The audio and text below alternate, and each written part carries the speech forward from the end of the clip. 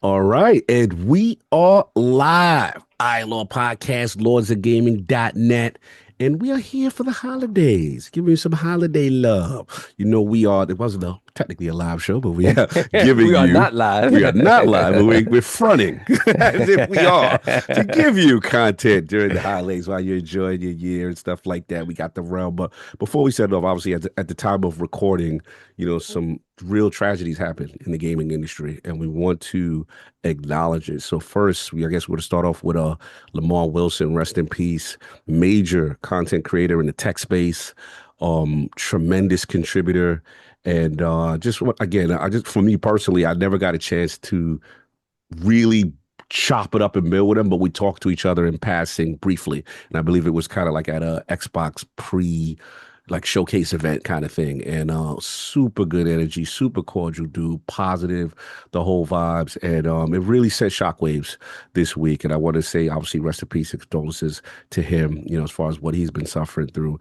And I also want to shout out Austin Evans, who I did meet, and really put out a very touching farewell to him. And you could tell, he's really trying to keep it together. He spoke about his position coming up in the tech space, how Lamarr was really here and Lamarr took him under his wing, and funny stories, a dove in LA, a bathroom stories, a lot. Please watch Austin Evans' video. But I want to start with Lamarr first, in the realm. Attic, any words you want to say for Lamarr Wilson?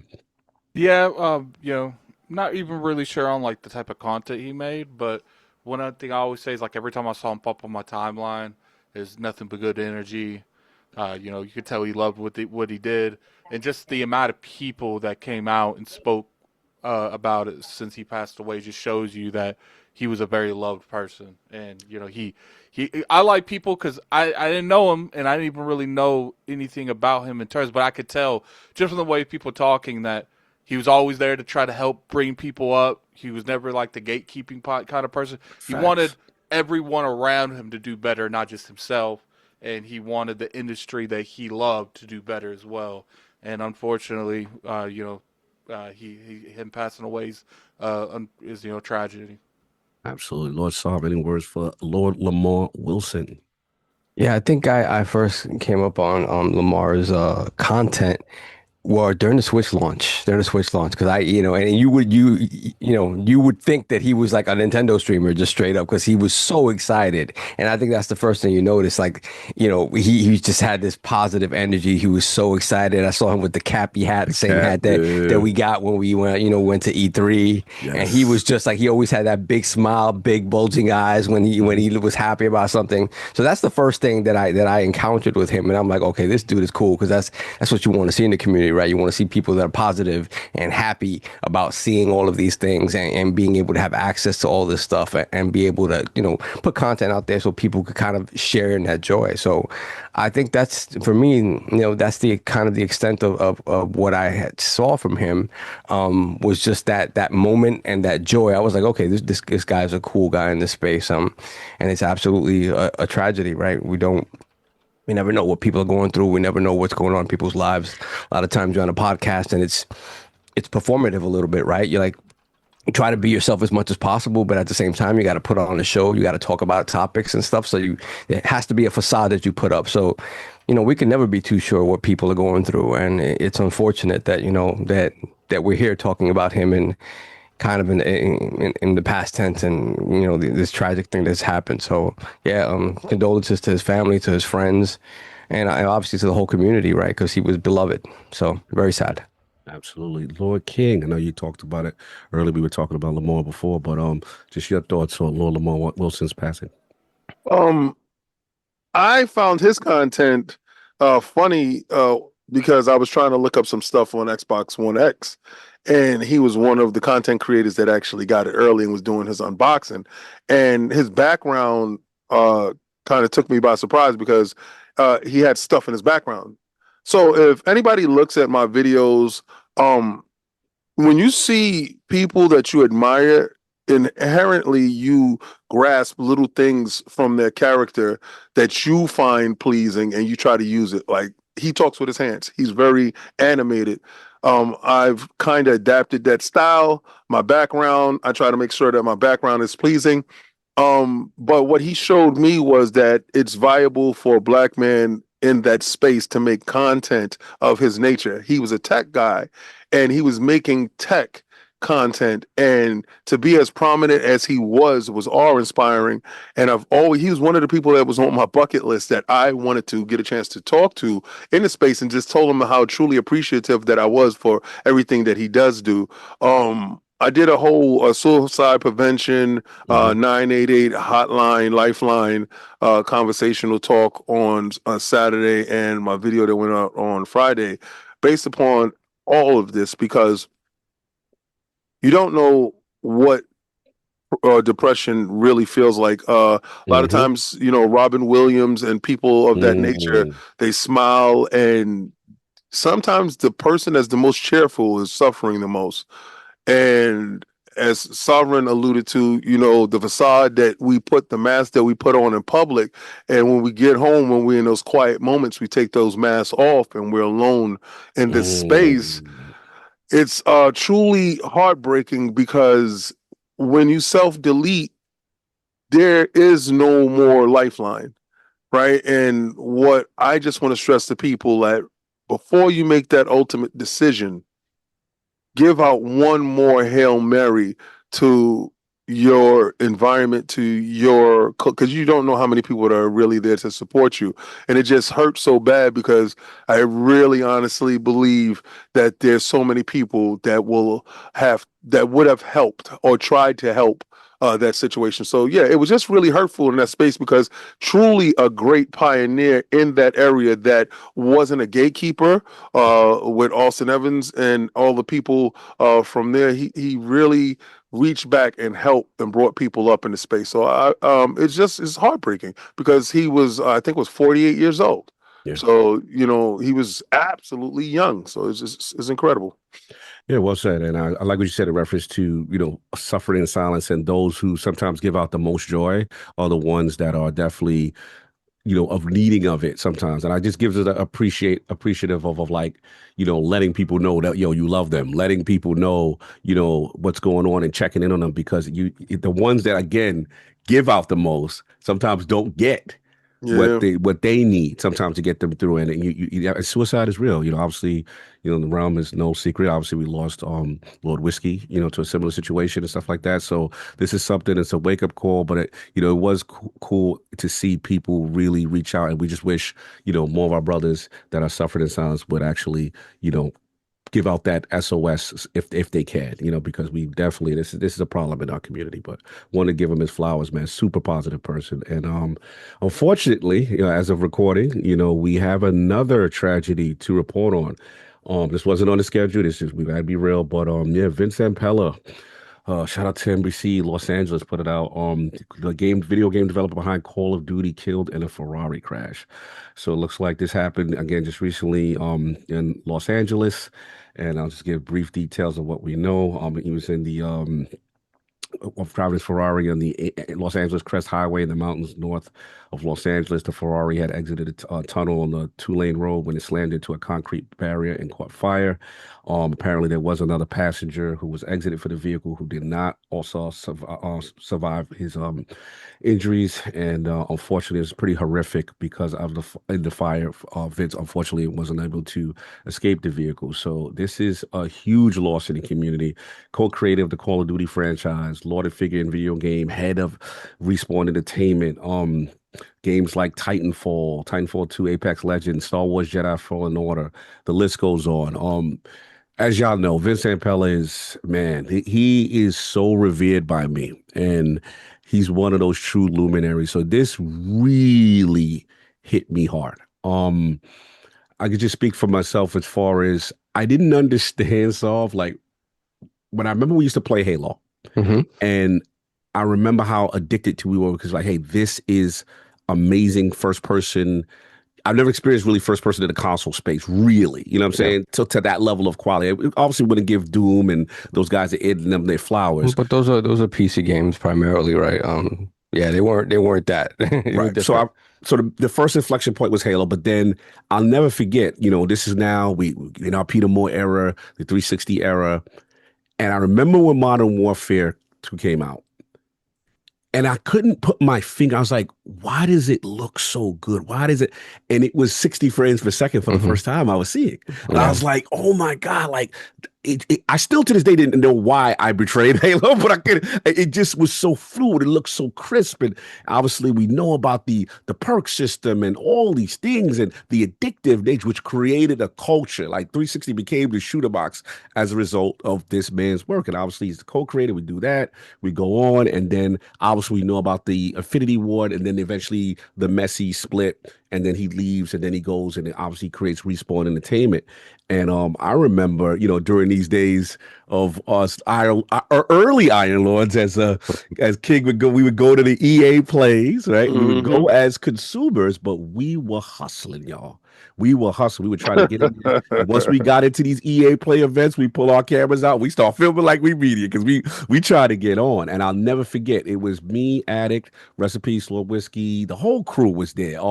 SWAT's lead, and we go. There was a Jedi Fallen Order behind the scenes, I Hmm. believe. Shout out to Red Infamy who was in Oh there. wow, I remember that. Yeah, I remember Yeah. we came out of that. We were like, oh man, We were like, yo, yo.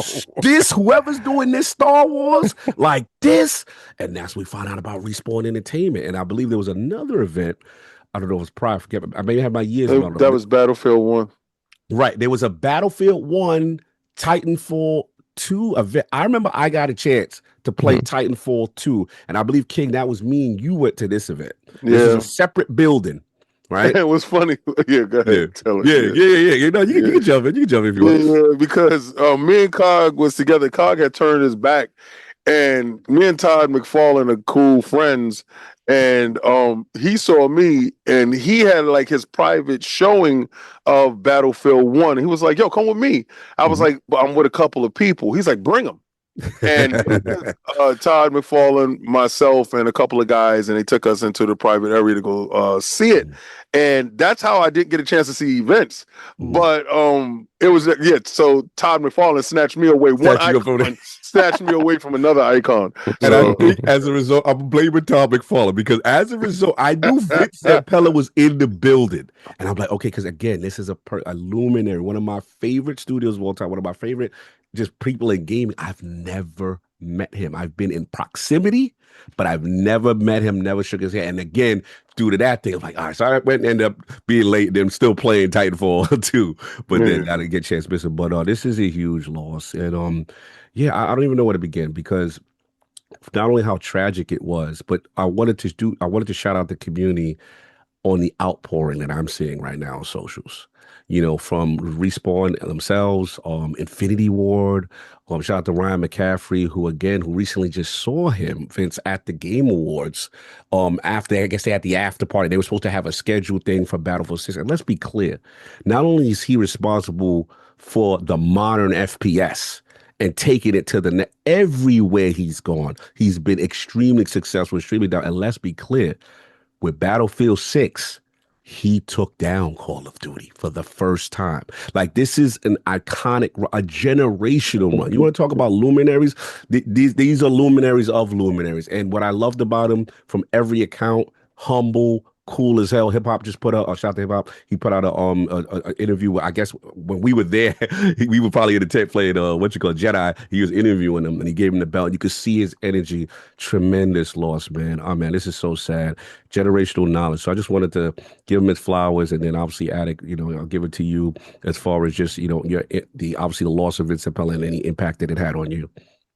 Yeah, as far as Vince, there's a lot of people that's had influence in the industry. Like, you got the Cliffs, the Kojimas, but like maybe Kojima, but it's like Vince is like he was like the fix it guy. It's like, okay, you have like they'll hire a CEO to fix a company. He was like, Mhm.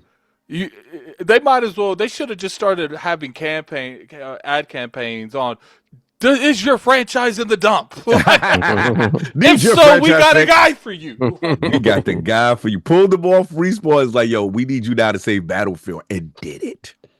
Yeah, so it's unfortunate because just from an industry standpoint, like that man did so much for the industry. Not even just first person. We he he was probably one of the best management on the the executive portion that could Mhm. actually get games and well, sometimes it didn't run the greatest, but he was able to get everyone working together in such a way that you don't really see in the industry, and you never really heard anything bad about him. I know a couple of people at Respawn, and Mhm. I've never heard one negative thing about Vince. And and you could tell everything he was in charge of making came out. It was always respectful to the people that love the franchises. He went above and beyond to make sure the Star Wars fans felt seen when they Yeah, made those games. big in the community. He completely changed up the way Battlefields developed Mm. just to make sure that Battlefield had a standing chance. And if Battlefield comes back, it's because of that man. So it's unfortunate, that happened. I always tell my brother because cars aren't nothing to mess around with. Don't ever put yourself in a situation driving a car, especially in areas like that that's really high traffic, where you don't know if you can maneuver around something. That's why, like, what my ex used to always like, AJ, you drive like an old grandpa. Yeah, an old grandpa that's not gonna get into a wreck, I feel like it. because it's just like bunch of metal. Things can get south real fast, and unfortunately, that happened, and my love goes out to him and his family. Yeah, no doubt. Saw Vince Zampella, man. We lost a really great person. Worked on Medal of Honor, founded Infinity War, co-created Call of Duty, founded Respawn, created Titanfall, created Apex Legends, and was head of Battlefield. Yeah, I mean, yeah, for me, my first kind of encounter with Vince, again, at a time when you're playing the games, you don't necessarily know the people that's behind the games, but it was Medal of Honor, Allied Assault. From the PS1 days, I was a Medal of Honor fan. I thought it was amazing what they accomplished with those games in terms of giving you this feel. Again, back then, obviously things have changed considerably, but back then I just loved that the atmosphere they created, for a World War II shooter. I mean, the Medal of Honor was it for a minute. And when they put out, Allied Assault, I think that was 2001, 2002. They put out Allied Assault on PC. It was like a stunner, and it was the first time you saw, Omaha Beach kind Whew. of portrayed in a, in that sort of way. And then, after that, EA brought, Medal of Honor. I think they brought it in house, and then, Vince kind of went along with Jason West, and then they went on to, with Activision, and then they formed Infinity Ward. And the first game they were going to create was the Medal of Honor killer. Turned out to be Call of Duty. Yeah. And then the original Call of Duty comes out, and their version of Omaha Beach was just, oh my God, Whew. it was insane. And the rest is history, right? The rest is history. They make, Call of Duty 2 launch game for the 360, and a Mm. freaking amazing launch game for the 360. And then, they come back to it with Modern Warfare 4 and just change the game Bro. completely. So yeah, to your point, Cog, like everything that this man has touched in the industry has been transformative. Transformative, and also being able to resurrect things that people Mhm. thought might be dead in the water. The man knew what he was doing. He was just the ultimate professional, understood fully, FPS, understood, third person action as well. Like, you look at Jedi. what he's done with Jedi, and that team has done it, with that. So yeah, we often joke, and he's like, he's never made a bad game, and I don't I think he mean, really, really, yeah, yeah, bro. never. So that's as someone that's so important to the industry, that's just such a huge tragedy for us who love games and have been playing these games for so long. It's a huge, huge tragedy. And then on the personal side, again, everything that you ever heard about Vince is that, this is a guy who has every right to kind of be a diva and was never that. And that's a special trait in anyone, to be able to, to be at that level and to still kind of stay level headed and stay humble, and to still just be excited to continue to go to work every day and put out these amazing games. So Condolences to his family, condolences to everyone who knew him personally. I know Jeff Keighley was really beaten up about it. They're very close, and it's such a sad thing. Like I couldn't believe it when I read it. I was like, what? Yeah. It just in a year when, like you said, Battlefield, the first time helming Battlefield, you bring it back. And you take it to Call of Duty in a way that they have not been able to do. Yeah, it's sad all the way around. Yeah, well said, King, man. We lost a legend, lost a luminary today. Vince Zampella, your thoughts, man? It is absolutely completely tragic. He was in a vehicle, and I don't know the absolute particulars of it, but it was two people in the vehicle, and one person got ejected out of the vehicle. And whenever God calls you back, you could be in a crowded place, and it's just your time. With saying that, that's the heaviest heart, because he was 55 years old, super young, in his prime. If anybody doesn't know how to equate him, you equate him as Tupac, right? Tupac never put out a bad album. Actually, Tupac's best album was All Eyes on Me album that he did, Double Banger Pause. But that album catapulted him to a different space. Vince is kind of like that situation. If you look at it, him and Jordan, the guy never missed. 6 times to the playoffs, 6 times a hit. Like he's that champion. He's the dude that walk in the room he's the get it done man. Like I don't care how big the monster is. I don't care how big, even if he created the monster. Yep. Like he literally made another hole. He made other holes. He's the dude that made the dude that did the other dude. Like he's that dude. Like he can do that. Like when you looked at it, Apex Legends was never supposed to be successful in that space going against Fortnite. And whole boy held his own into a point where it was months they battling for that spot. And Apex Legend is Fortnite. I think Apex Legends was the first game Fortnite copied off of. Yeah. Really? Which part? They took the revive mechanic. In the original Fortnite, you could not revive people. You cannot. And didn't he debut? Because I didn't play Apex a lot, because I was still in my feelings when you know what y'all wanted. But I had to give it up, because I was like, yo, he did that. He made another jump. He killed it in a jump. But did they create, y'all the Apex guy, did he create like a system where you didn't even have to talk? The ping system. Like, and they everybody's copying his joint. Yeah, his joint. Yeah. Like the quick, he understands game design on a level that you see through the Matrix. He's Neo.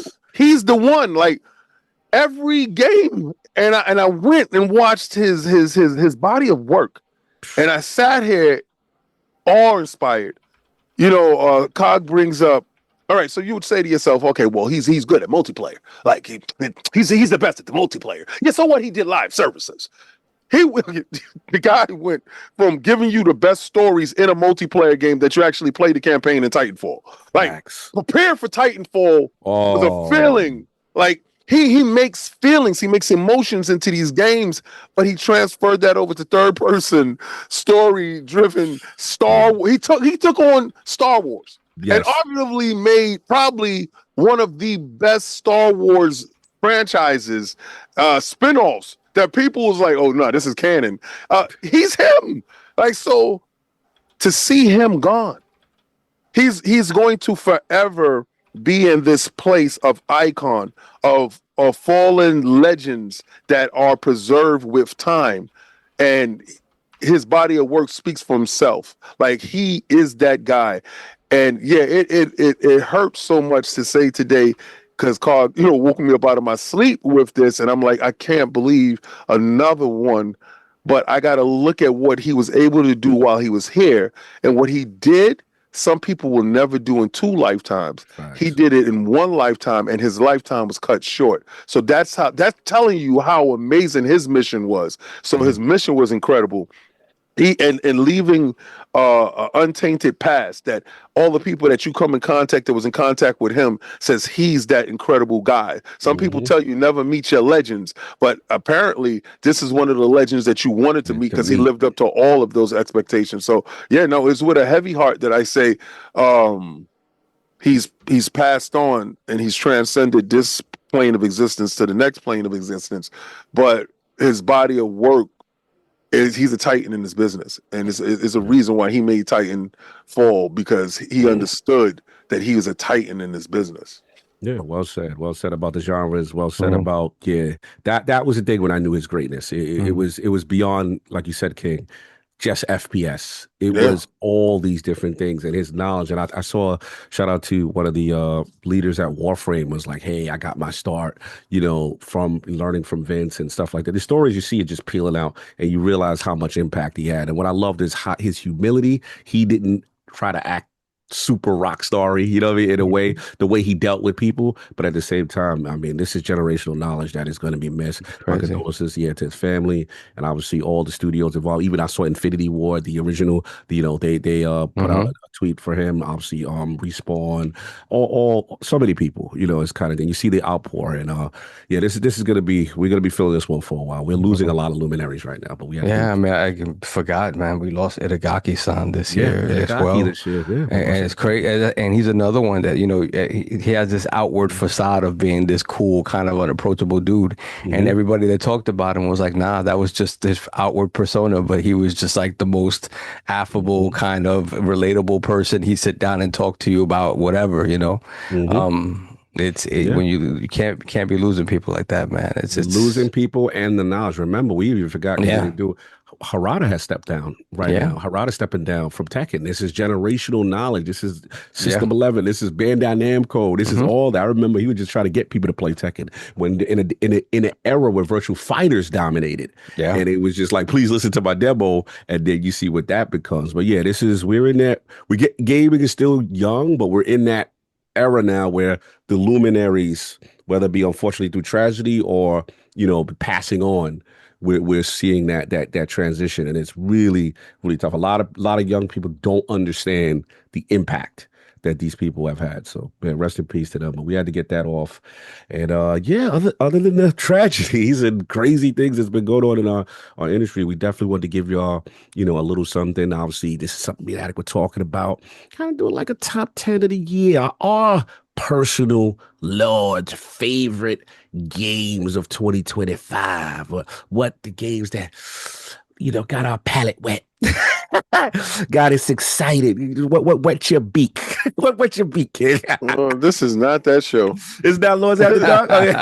You gotta go to the inside. Yeah, you gotta go to the inside the game and you gotta get over there for that. I don't know what this guy's up to. Over to the inside the game app for that part.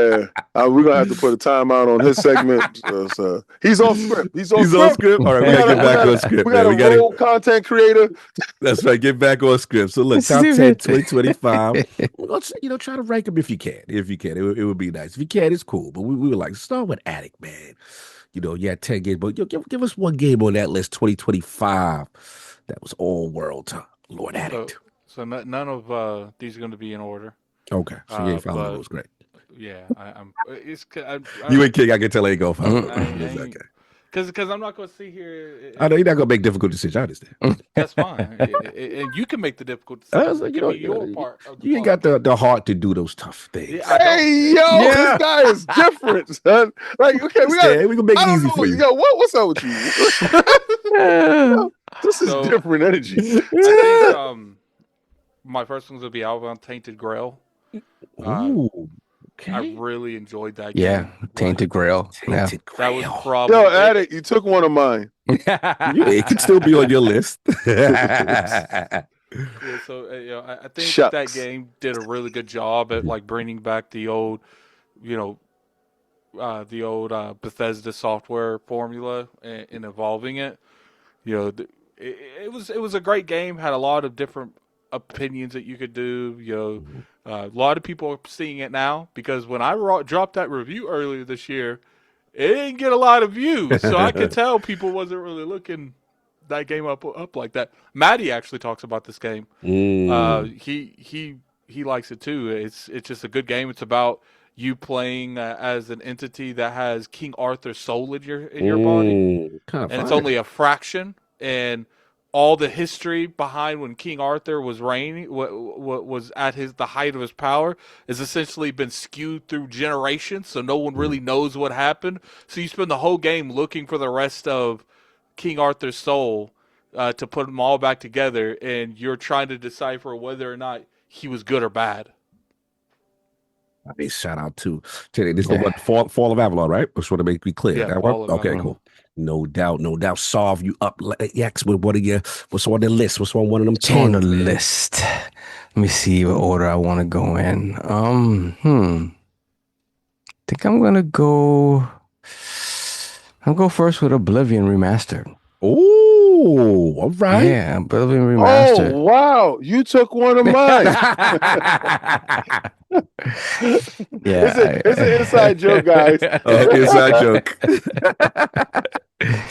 No, but I mean, it was great to see Oblivion come back. Like, there's been a couple of times over the past couple of years I've tried to go back to Oblivion, and like it, even on PC, like you turn out all these mods to make it look super like modern and stuff like that. But at the end of the day, I don't want to go through all that necessarily. So I'm like, to see the remaster come out, as to see the glow up that it got. UE5 facelift. Yeah, there are issues. There have been issues, and I think there are still some lingering issues.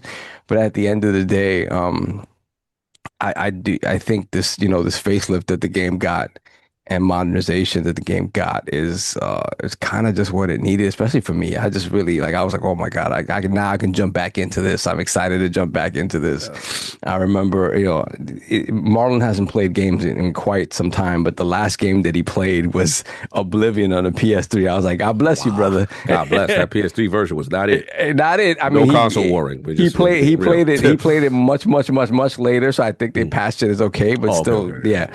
But he put 1,300 hours into Oblivion. Wow. 1,300 hours, completed everything I think he possibly could complete in that game. Everything. And I was just like, Fighters Gear. Yeah, and that's the thing. I really wanted to be a fly on the wall while watching him play stuff, because he's always so late to the game. I love watching him play stuff because it's like, oh my God, it's brand new to him, and it's it's literally 20 years old to me, right?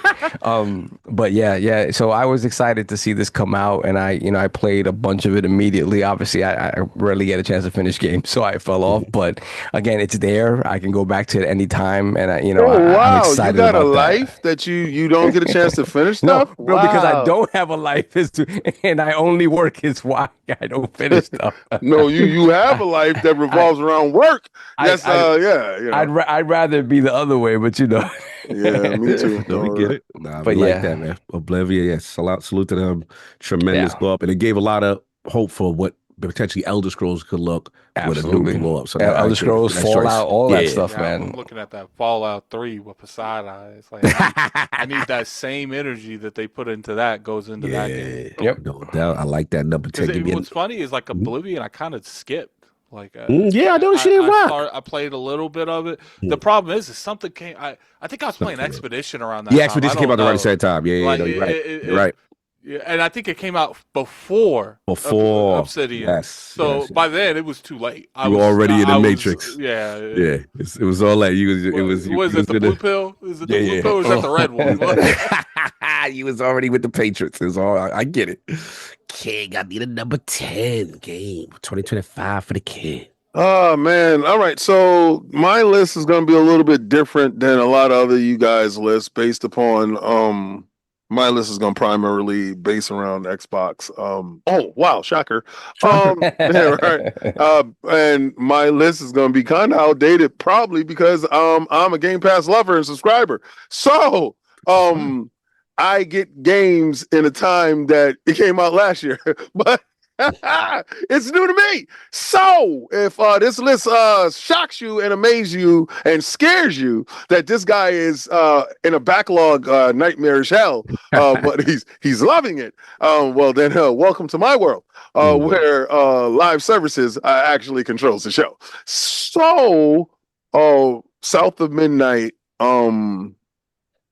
and my list, kind of like Addicts, isn't a list based upon best or worse first, or it's really just a combination of games that I feel are worthy of giving me top 10. I've done 10 NDA games, and I'm not an NDA dude this year. So a lot of these games on this list is going to be based upon either my forced interaction with a game, and I'm not complaining, Mm. but or my need and want to play a game.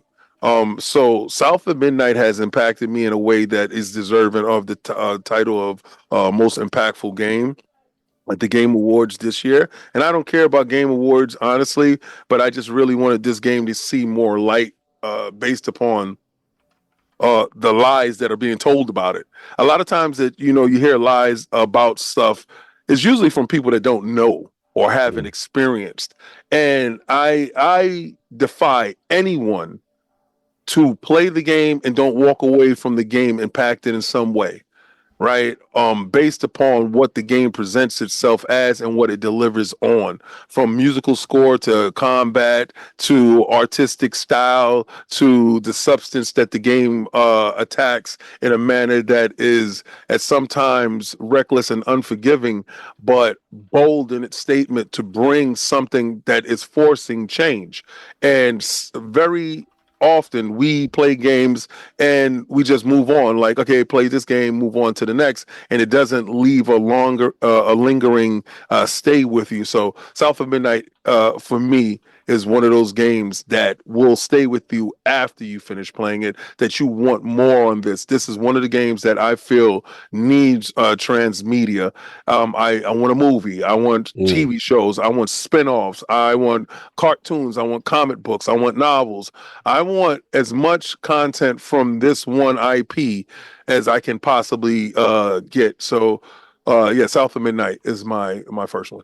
Shout out to South of Midnight. What I like about two is very impactful in with your choice, but also what I consider a great foundational title. And I hope they stick with it. Now that we know they got the releases, they're going to Switch, they're going to PlayStation. Hope more people get a chance to experience it. But also, I believe Hazel deserves a sequel. I Yes. believe that, and then for the people that had any issues with the combat or anything, like, yo, now like go all out with move lists and all that, because the game was so much fun. The platform, the sound, amazing. Good choice, good choice. All right, so my number 10, this was a late edition. Got to shout out DBO Battle Box, man. I have been Oh wow, you stole one of mine. You're ridiculous. So that's four I did right. You're ridiculous. Yeah, It's like, I DBO, forgot man. that one. This is, yeah. They had a lot coming into it, obviously, with the Wizard of the Coast collaboration and D&D, which I am not a D&D dude. Full disclosure, if it wasn't for Baldur's Gate, I would know really nothing about D&D. I don't do that. But like the fact that they said, okay, we're gonna let the game handle that. You don't need no dungeon master, but we're gonna have a narrative. We're gonna keep our 4-player combat. We're gonna have story. We're gonna have all this good stuff in it in conjunction with the classic Demio dungeon feel. And man, they have pulled this off. Playing in co-op is so much fun. But what I like is the light RPG mechanics. And Addict knows you can now invest skill points, skill tree, get bonus cards out based on how you play. And then they got the classic things, the fighter, the wizard, saying the paladin, which I like. It's my favorite character, the paladin. Shout out to the bard. Game is so much fun and longer than expected. 2 campaigns. Looks like a ton of content, and they're consistently updating and providing community stuff. So I love running this game. It's a perfect game on the go, perfect game on Steam. It's a perfect game on PlayStation 5, and of course VR is the way to do it. You know what I'm saying? Like if you have a VR set, highly recommend. This is the game that got me into VR, the original Demio. So Demio Battle Mark on my number 10 late edition list. So now we're gonna get to number 9. Let's get it to Addict, man. What's number 9 on the list? Split Fiction. Oh, okay. Wow, you took one of mine. This is ridiculous. Yeah, So far, that's 5. I think Split Fiction did a really good job in terms of how they handled, the co-op aspect of a game. Played that game, and there was some stuff that was in that game I've never seen in another game ever. Facts. And feel like Joseph gives a lot of creative freedom to not just himself but his developers as well. feel like he's like the kind of person to be sitting in a room and people be like, "What can we do? Let's make a tablet, but you're playing the game as a tablet. And you're hitting off the top. You know what? Put it in the game." Like this is like They idea room is lit. Yeah, so I think that definitely needs to be one of those games. I feel like he's another one. He ain't made a bad game, and he's won a Game of the Year too. Facts. And you can make an argument that Split Fiction should have been nominated for Game of the Year. Oh yeah. It was that kind of a game. Yeah, for sure. So I love that. I think he's only gonna go up from here. Because every time when you played It Takes Two, it kind of felt like he's like, what else could this dude do? Then he made Split Fiction. Oh, so I guess he can do more. It feels like he's so obsessed with not being a video game that he is very successful at like breaking the Fourthwall. Just going off for sure. script. Yeah, no, that fantastic choice. Love the dual, the sci-fi, the fantasy mix. Yeah, super dope joint. I like that. Solve. Give me your number 9. Game of 2025. AC Shadows. Ooh, first Shadows appearance. Wow, you took one of mine. We're gonna silence your mic. That's 6. Yeah, AC Shadows. Yeah, go ahead. My Streamlabs just bugged out. I got you. I got the backup though. Continue. Yeah. So yeah, Shadows. Obviously, we don't have to belabor the point about all the stuff about Shadows leading up to its launch. Obviously the Yasuke stuff and the comparisons to Ghost of Tsushima and being late to the game and whole bunch of stuff that went wrong in the months leading up to the launch of this game. But at the end of the day, when it launched, I was really enamored specifically with the stealth gameplay of Naue. I really thought that the game from a technical level was as beautiful as Assassin's Creed has been in quite some time. I like the fact that it was, you still had, they kind of went back to the open world formula, but they tried to give you a little bit more of the middle ground that they gave you with Mirage, trying to find a nice sort of middle ground between the old school Assassin's Creed games and not Valhalla. Right? So, yeah, man. I think I played about 35 hours of that game. And so again, I think there's maybe like 2 games on this list that I've actually finished. It's your list, baby. It's your list. But yeah, I had a lot of fun with Assassin's Creed. I will go back to it at some point. Yeah, these games, the bunch of games that came out early in the year that obviously because stuff that happened with me and my family, like obviously I was able to start and not finish and stuff like that. So you gotta explain yourself, brother. We know what you went through this year. So yeah, but I enjoyed Assassin's Creed. A lot of people like to hate on it or whatever, and I even think in a world where Yote's out, and Yote's higher on my list, is in a world where Yote is out, I think it still holds its own because again, it is very much Assassin's Creed where I think Yote sort of separated itself from kind of that conversation of it being, Assassin's Creed like, especially, if you really choose to play it as a swordsman and not worry too much about the stealth stuff, it really is a different game. So yeah, I have enjoyed Shadows. I hope to get back to it and continue to enjoy it. But I think it's a very good game. They got a very, very, very bad rap and a lot of it of Ubisoft's own doing. So I like that you included it. Shout out to you for including it. Again, can't take away what you said. First of all, it's a technical masterpiece, and then I have to give you credit after me and you would bump heads with Tsushima versus Assassin's Creed. When I played Shadows and I played Naue, I was like, ooh, this stuff. When it comes to stealth, I was like, it made me yearn that much more for Splinter Cell. I'm like, where the hell? Then she cut the lights off with the blow the light up, bro. Oh my God. And then when you knew it was next level, when you were on a rooftop, if you have the difficulty up, and they won't play dumb. They always see you, fam. Oh no, none of this. I'm going to the roofs to disappear. No, unless you go prone immediately. Exactly. Yeah, man. It gave you me didn't play on developer mode. What is the?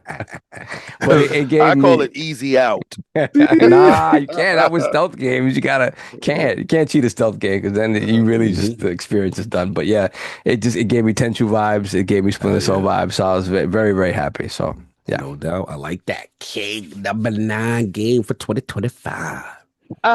Again, this is in no particular order based upon my gaming sensibilities and the way that We Game don't need a Pass disclaimer for all your Yes. picks. Please, sir. grabs my Please. life. And the fact that I'm an Xbox shill. It's whatever you like, sir.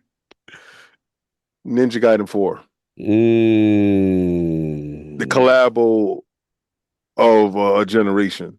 Platinum Games and Ninja Team Ninja. Team Ninja. All right, so again, I'm not a NDA dude, but I do NDA things. That girl would be like, "This is my first time. I did that before. Let's drive. I'm doing it again." Oh, Stupid. Ninja Gaiden 4, the fact that it was play anywhere and I was playing it on my Xbox Rock Ally X and the performance was insane. All right, so it's a great departure from all the previous ones, right? This thing, I'm talking about, okay, it's kind of like Devil May Cry meets Souls meets Ninja Gaiden in a weird form. It's faster, more furious, and then when you get to Ryu, it slows down some. It slows to make it into something that resembles what you remember. But if you go back, and it's a purposeful reason why they drop Black again, for you to go back and see, no, it's nothing like you remember. You are just attaching similarities in places that really didn't exist. The game is a one-on-one, stands on its own, and you can see the Platinum Games influence in the title all the way through. The game is a phenomenal game. It's probably should have won Action Game of the Year for me. But again, this game, and I completed it. So that's speaking a lot, guys. I completed it. Yeah. Because sometimes I get like Salve, getting the games, then life hits you, and then you're just doing some weird stuff for some change. But yeah, Ninja Gaiden 4 is I can't recommend it fast enough for newer on the go people with the play anywhere aspect to it, or just sitting down in front of a television playing it traditionally. The game is really polished, really good. I like that straw less, and I'm going to use your expression. Damn, you took mine, because that's my #9. Exactly, Ninja Gaiden 4. Wow, like you said, King. Just the mere announcement of this game, was a dream announcement at the top of the year. Developer Direct. We see, them come out, and we're like, wait a minute. Yeah. It's gonna be a collabo with Team Ninja, Koei Tecmo, and Platinum, and what? And just to see, the new protagonist, we're like, wait a minute, what's going on? But then we still got, obviously Ryu and the legendary story, and obviously we know the rest. This is one of those games that, from an action standpoint, pure action, balls to the wall. It's pretty hard to match that. You do your ultimate techniques, you do that. But what I liked about it, as a person who is not Souls friendly, and then, they did have modes to help old man Cog out. Hey, you lose it to the journalist boss. mode? You lose it to the boss 6 times. Would you like this elixir? Yes, please. Yes. This is monster energy. It's like, you suck so bad. But Facts. hey, Use this Red Bull because you're struggling. You know what I'm saying? Not facts. And then what I love is the set pieces, or everything about the game between stages just felt cool. It's the way it glides on rails, all the stuff, And then what I liked is, for the hardcore, you want to do your Souls, you got your Ninja Master mode. You know what I mean? You got your Purgatory. You got all these things. My only nitpick was just like, man, if you're a Ryu fan, you may have wanted a little bit more for him. Switched it up on you. You know what I'm saying? That's all. But they orbited your ass. Yeah, a little bit for sure. But I want to shout out the Kyle-san, who I got a chance to interview this year, Japan, Road to Tokyo stuff. And you could see that young Platinum energy, all young in there. And you could tell his love for, like you said, King, for Ninja Gaiden 2 Black was present. And then he wanted to put his own spin. But the key to the game, that speed. When we saw him running out, I was like, yo, this is what I'm talking about. So yeah, I gotta shout them out on that, man. Ninja Gaiden 4 definitely made the list for me. Lord Attic, we up to number 8. What's number 8 for Lord Attic Game of 2025? Probably Octopath Traveler 0. I really enjoyed that game. Newly added. Yeah, the originally there's a lot of like getting used to because they changed up a lot of the hardcore systems with that game, and I would feel like the story's a little fragmented because probably the mobile aspect that they implemented into the game because they took the mobile game and they made new content, put them together. But I would say like the only game I probably enjoyed more than it was Claire Obscura this year. So I put like 100 hours into Octopath Traveler. So. Your road with this game was interesting too. I liked your journey with this one. Yeah, so that was definitely one of the better games I played this year. No doubt. Shout out to Octopath, no doubt. And to see you say that after, coming from the other two and then that to still rank it that high, I know it spoke a lot because you stuck with it. That game seemed hard.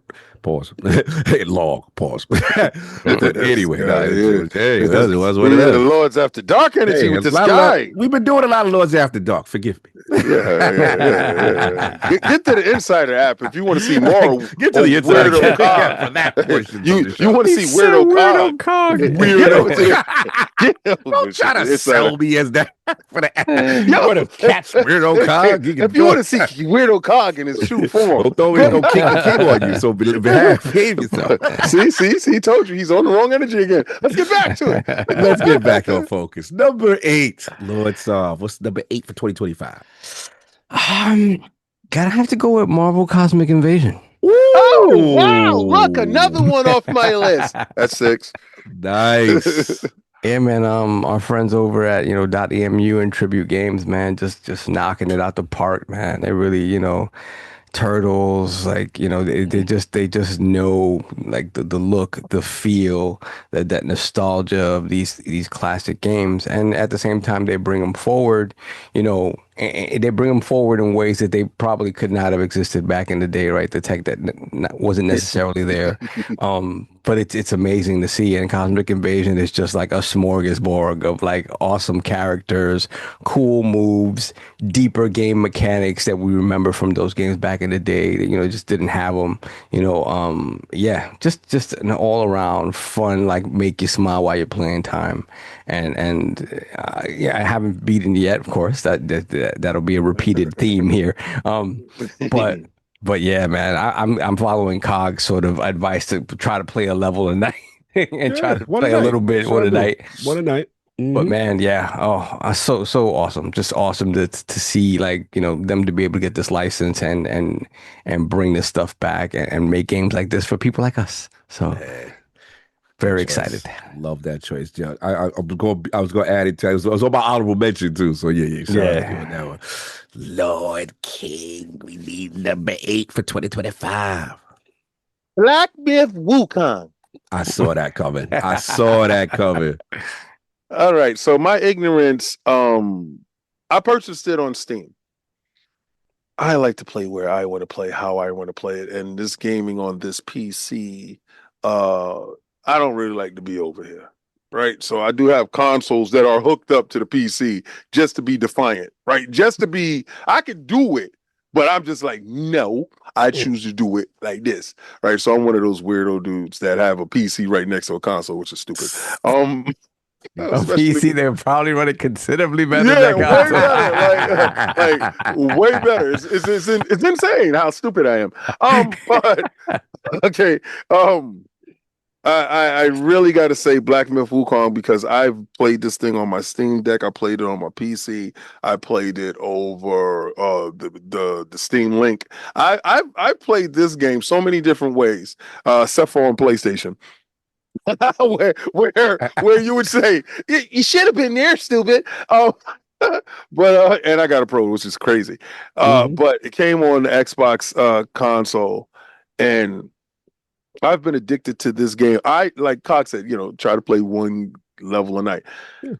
I'm in farming phase. I didn't know that you had a vast skill tree for Sun Wukong, right? And then the areas are so big.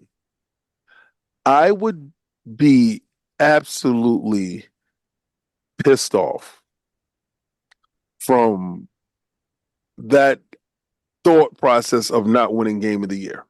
Mm. After playing the game, I see the outrage. Like, because I was doing sitting there like, nah, Astrobot, he that guy, son. Astrobot, he's our man. If he can't do it, no one can. Right? Type of thing, because I'm a platformer dude by heart, especially really good 3D platformers. I'm a huge fan of that. Mm-hmm. But nah.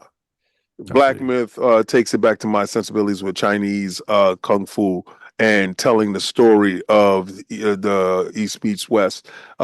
Incredible, and I'm still in the midst of playing it right now. So yeah, this is one game that I won't put down until the end credits roll. So yeah, Black Myth Wukong. Yeah, that was you. That was you. I saw your passion for it, your love for it. That was super dope. But shout out to the ports. You know what I'm saying? Obviously, the Series S, thought it could be done. kind of thing. You know what I'm saying? So we saw that. I salute you. So about number 8. This was something I loved. I didn't care what nobody say. It's Avowed, man. I love me some Avowed. I don't care. Wow, you took something off of my list. Yes. An Xbox game at that. Look at that. Yeah, nah, shout out to Obsidian, man. This was one of 3 game releases they had this year. This was early in the year. And I love the fantasy, genre. I just thought their environments just spoke to me. The way they did I thought it was going to be a hub world, but it was much larger than I thought it was. But the key for me was that combat was amazing. I thought obviously a good choice by having my man Garrus. He played the character as Kai, so it felt very Mass Effect-y. It felt like home. And I thought this was a good, what I consider foundational title. As a new IP, as a person who never played a Pillars game, I'm like, yo, this universe is dope. They had the glossary, all the stuff. Now, of course, you had your nitpicks towards the end. We wanted more impactful changes. I think that's a fair criticism. And yes, I was disappointed that, damn, I was like, I'm not getting any DLC. But now the rumors are potentially Avowed 2. Shout out to Chris Avalon, who's kind of dry snitching that's what they're working on. Now I'm super happy because this is the title. I think people forget we're in this world right now where it's like if you get an 8, it's trash. It's a failure. It's like if it's not a 10 or a 9, it's a bad game. Well, that's coming from people that averages F's and C's in school. So we're not going to really take their low IQ into account here. Yeah. For me, I'm from the era where it's like, yo, you have something that has so much potential, and then that affords the sequel when you see the glow up. And to me, Avowed is that, man. So yeah, so salute to Obsidian. I absolutely love Avowed. That was one of my surprises of 2025. So now we're gonna move into number 7. Attic, I need number 7 from you. He's gone. Attic is in the bushes. He can't hear us. Can you not hear me? Now we can hear you. We didn't hear nothing before. Yeah, so we need your number 7, bruh. Probably Shinobi. Ooh. Wow, he took one of mine.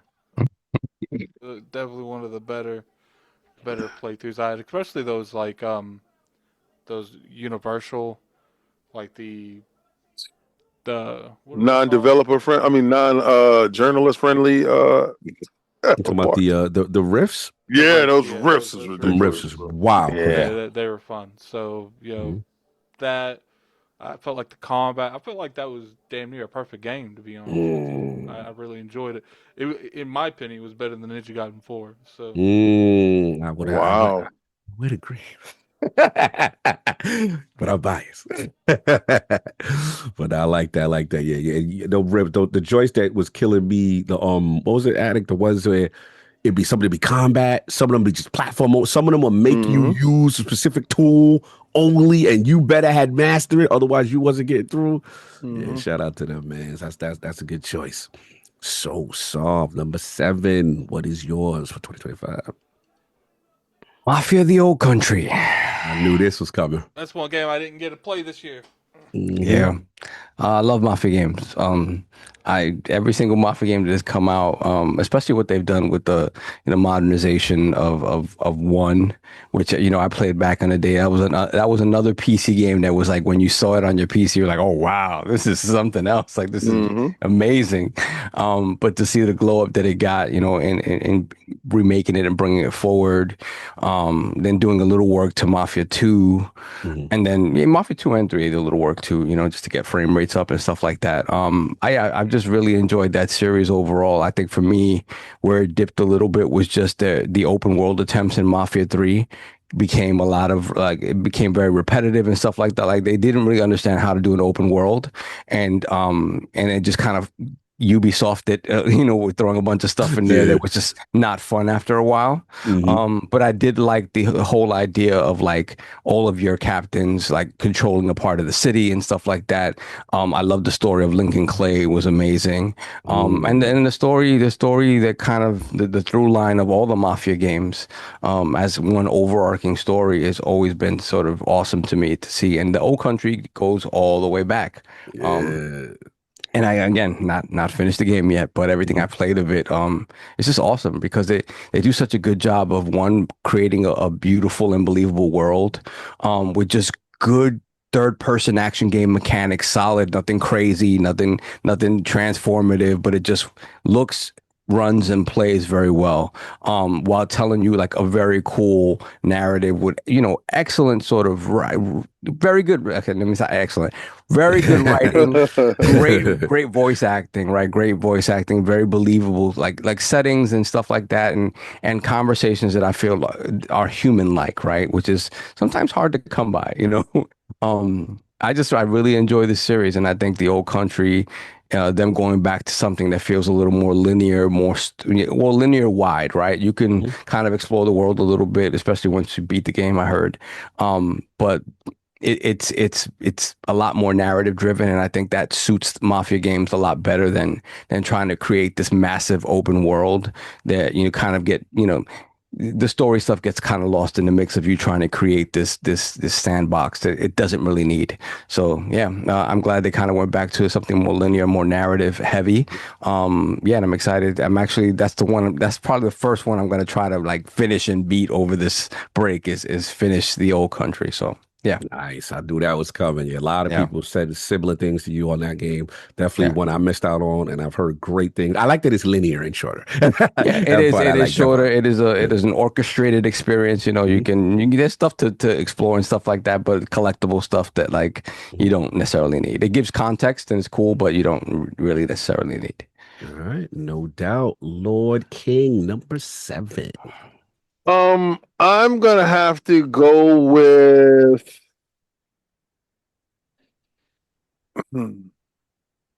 Pick from your children. my new child is a different child. It's a child like a former child of mine, Destiny. The moment I saw this baby, I knew this baby would be incredible. Hmm. This baby had all the grace and posh that comes with live service. It was retro. It made me feel like what's that Neil Druckmann game Intergalactic?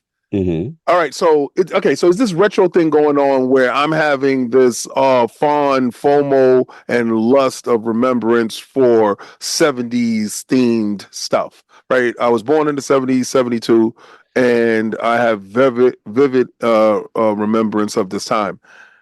Arc Raiders has brought that feeling. The Arc Raiders.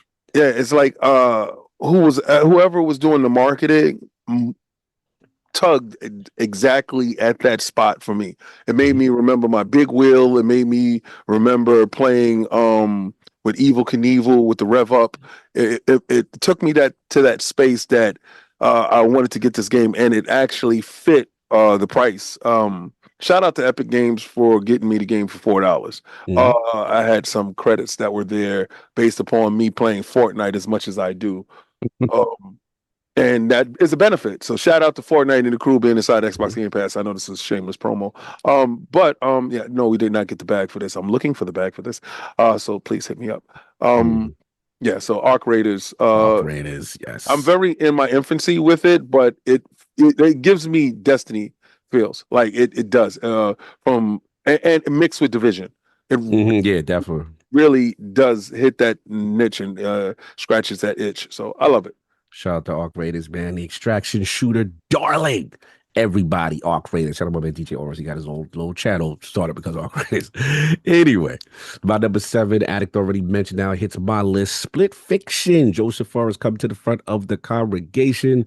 You did that, sir. You did that. That was absolutely amazing. Shout out to me and Petey, who dragged me. I had to do it like 1 or 2 stages a week, but we got it done. And yeah, man, it was special. And like Addict said, they were introducing gameplay mechanics I just didn't even think was possible from a technical level, and still forgiving enough to let the person who may be lagging a little bit behind be able to spawn if they're messing up and stuff like that. Then the side worlds, I mean, it was just crazy Inception like stuff going on. It's a magical game. The way he is the master of co-op mechanics, it's not even close, and I'm curious to see what he's got going on next. But yeah, Split Fiction, very, very impressed. And the only thing I would say, just overstayed. It was a little lengthy. I was like, okay, you could have wrapped up maybe 2 or 3 stages ago, but the boss battle's sick. Yeah, shout out to Split Fiction. Crazy, crazy boss battles. Now we into the 6th spot. Where we at, Lord Addict? Number 6. Kingdom Come Deliverance 2. Oh, Yeah, I really enjoyed that. That was probably one of the best pure RPGs I've played in a long time. That might be one of the most hardcore RPGs I've ever seen in gaming, like ever. Like, I couldn't really tell you too many that goes beyond that. But it was able to like bring down the bar just a little bit to be a little bit open to casual. You know, it got to the point where it's like, is this combat bad or are you just bad at the combat? So yeah, you gotta like really learn how to navigate through that. So that's definitely my number 6. I like that. I mean, if it wasn't for you, I was like, you teach me where to go to get that master strike. It might not have been played anymore, but that's what. Yeah, that definitely. Shout out to KCD too, man. Fortune favors the bold RPG purist. Lord Solve, number 6. Hollow Knight Silksong. First Hollow Knight appearance. Let's get it. Yeah, man. I mean, you know, Silksong is just, to me, you know, the original Hollow Knight was one of those games that I kind of jumped on the bandwagon when I just heard people talking about it. I love Metroidvanias. I was like, you know, I got to try this out. And it, you know, you look at it and the art style looks so cool, but very simple. And I was just like, man, you know, what is this?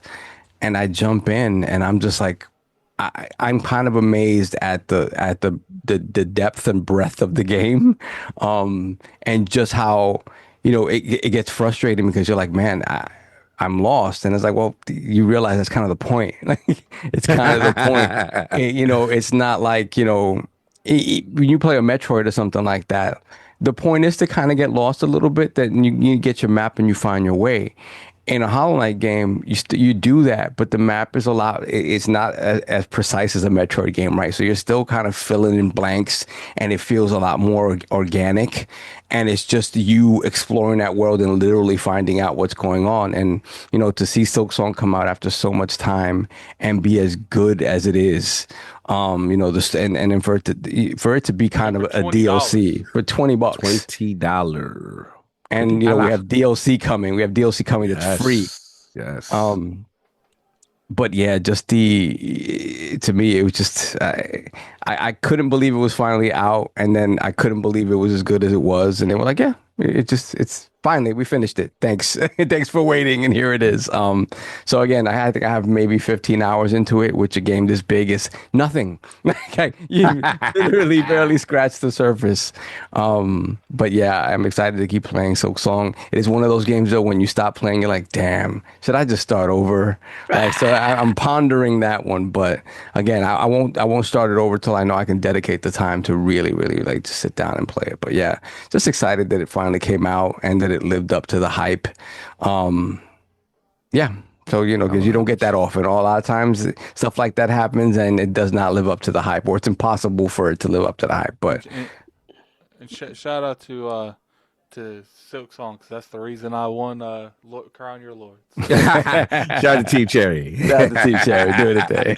Doing their thing. Yeah, now, good one. And that was, I think it was like the GTA of indies. That thing came out. It really, everything down. down. Yeah, people were behind Behind the closed doors, behind people closed doors, telling and the maybe Lord's things like, about their game. Jesus Christ, why did they do this? Why did they have to do this to us? They folded the entire Indian scene.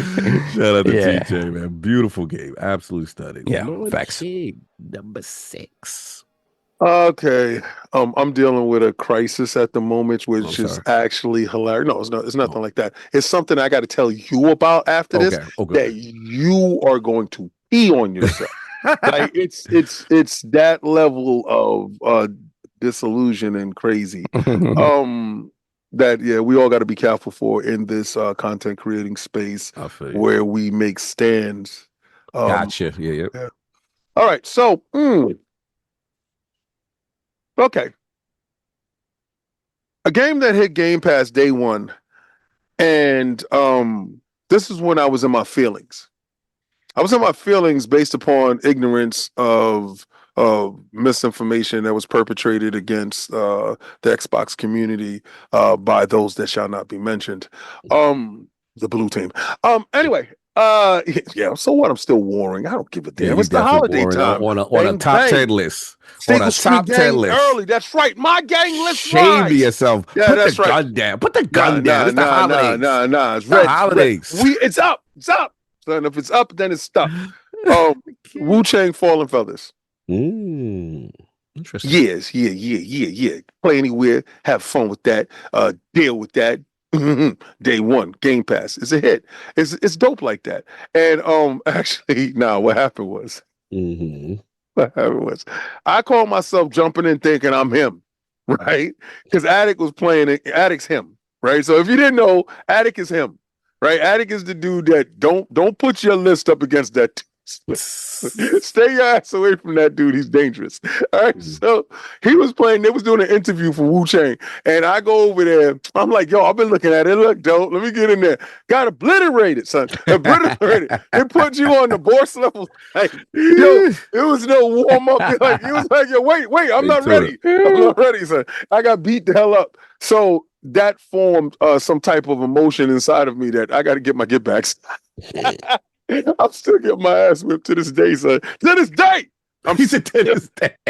It's crazy, yo. It's probably second only to Sekiro, and it's I want to be difficult for no reason. It's the definition of be better. It's I'm telling you, it's unrelenting, but it's a beautiful, gorgeous game. And I think that's something that Souls games have in common.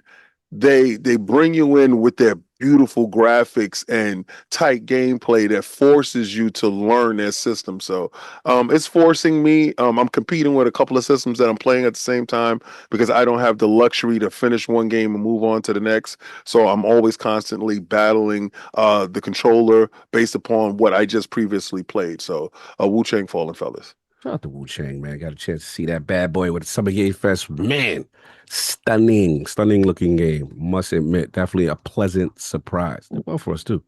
All right, so number 6 for Cog. This is also actually what I have not finished yet, but it's so high on my list, I didn't care. I was like, I love this, man. Sucker Punch, come to the front of the congregation because Ghost of Yota, I do love you. I do love you. Shout out to Atsu. I just like that she's just play dirty to win. Like, I don't care what's going on. We throwing dirt in your face. We smashing you with sake. And what I didn't realize that the game did was the spiritual aspect, the Anru and the wolf. You know what I'm saying? And I like that. Like, she's this vengeful spirit kind of energy. And I'm in love with their open world, as always has, whether it be the wind, whether it be there's no icon vomit. Just let me go out and play. So I just be playing this at my own casual leisure and just having so much fun with it. And then I got to shout them out, King. You've been telling me to get one. And then when I finally got one, that PS5 Pro was singing on that joint, on that mode. That is a showcase game for that platform for me. Because prior to that, I didn't really see anything that made me. I take it back. Assassin's Creed Shadows on it is crazy. Mm-hmm. I have to admit, Assassin's Creed Shadows on the PS5 Pro is crazy. But I will admit, seeing Ghost of Yota on that is outstanding. You're selling me on that game. Like Yeah, that you've been selling me on that game, Man, but this because pretty, you got bro. you've got the It's hardware. Like pretty. you're gonna be like, okay, But this is why I got you. no, Like, no, no, no. I've never had a problem with my PlayStation 5 oh, Pro. okay, okay, okay. I I'm thought not you even had, gonna sit here. oh, I'm okay, not okay. them dudes. Like immediately, anytime I put anything on, I seen it. Yeah, But if you're yeah, telling me that this is above anything that I've seen so yeah. far, yeah, okay, You got I'm to with you. put it in there. I forgot the name of the mode. You have to. It's not it, on by it default. it's Yeah, yeah, you got to put it on the HDR. Yeah, It's the ray tracing, like the ray tracing yeah, performance mode. yeah, okay. bro. Bruh. It is. I was like, Bruh. okay, this is how the cherry blossoms is moving Yeah. out here, and this is a difference. And I love you. I'm gonna take my time with you, and it's the ultimate. And then they did what I asked. The ultimate homage to my man is in this game. So I said, okay, beef over. I ain't got no problems with you now. We don't have to squabble because I was going to squabble. You know what I'm saying? We know, trust me. Now they did that, and the only nitpick, I still feel the duels the way they did in part one was a little more Channel 5, you know what I'm saying? For us Run Short kind of, you know what I'm saying? Samurai dudes. But they're still good. Don't get me wrong, they're still good. It's just I always gonna give that up to Jim. But this is fire. Shout out to that. So let's get into the Fab Five. Now we get down to the final five, y'all. Lord Attic, what's number 5? I'm gonna have to go the altars. I think the altars was a really solid foundation for a future of type of games because like there's a lot of time management games out there, but nothing quite like the altars. The altars is like what I want Death Stranding to be, and I Without the really package, we'll do it manual. yeah, it's like resource management, but it's in a way and given to you in a way where I can and I keep on. I didn't play Death Stranding 1, 2, so Death Stranding 1 just put such a bad taste on my mouth. I didn't want to really grab the second one, but what I played on the altars is what I wanted from Death Stranding 1. I like that. I like that. Shout out to you for giving it a chance. I remember you kind of went away and then you came back to it. And yeah, man, it was the exploration as well surprised me. But yeah, the base management is definitely top tier. XCOM's hard to go of all time, but it was unique. Especially what they call it when you preload the thing when you build and stuff. I forgot what they call it. It's a word for it. I've never seen a game do that, and I just thought it was dope. But obviously, the alters we get into that. So number 5, solved, man. We get into the Fab Five. Where you at? Silent Hill F. That's good Silent choice. Hill F, man. Like Silent Hill's back, man. Silent Hill's back. We get the remake of Silent Hill 2 from Bloober Team. They do a fantastic job with that. They're getting to remake the first one, which is very exciting. And then we get this announcement of F, man, Konami getting back in the game and doing it themselves and making it a Japanese setting, which is like. I think for some people who are Silent Hill fans, it's like the idea of the concept of Silent Hill being universal and not necessarily it doesn't have to actually be a town. It could be a state of mind. It could be something that's kind of like overarching, right? This idea of Silent Hill and what it represents is very cool. And to see a Silent Hill game set in Japan, I guess 60s era Japan, and just kind of seeing that world come to life, seeing the story of Hinako and coming from this sort of kind of somewhat broken family, an abusive father, subservient mother, a sibling that she feels has abandoned her. It tackles all of these things in such a beautiful way, and you intersperse that with the actual horror of the game, and the beauty that how they convey that horror is as beautiful as I've ever seen a Silent Hill game do. Like it really is. It's horrifying in all the best ways possible. It's when you think about like for me, right? It's nostalgic, but obviously, I think about the original Silent Hill, and I think about the tricks that they used in order to scare you, like the fog, when you knew like you couldn't, there was popping all the way down the line, but the fog sort of made it seem like it was this. You were really exploring this place that you had no idea what was going on. To what they jump to now with this, like these monster designs. And this psychological horror that's constantly in your head and constantly trying to break you, really, is what it is. It's beautiful. It's a beautiful game. Another one that I have about 10 hours in, and I'm like, man, I got to get back to this. It is such a good game. It's so well done. It's just exciting to see Konami kind of back in the mix when it comes to developing games. So very excited to keep playing this and finish it. And Konami back in the game is exciting in and of itself.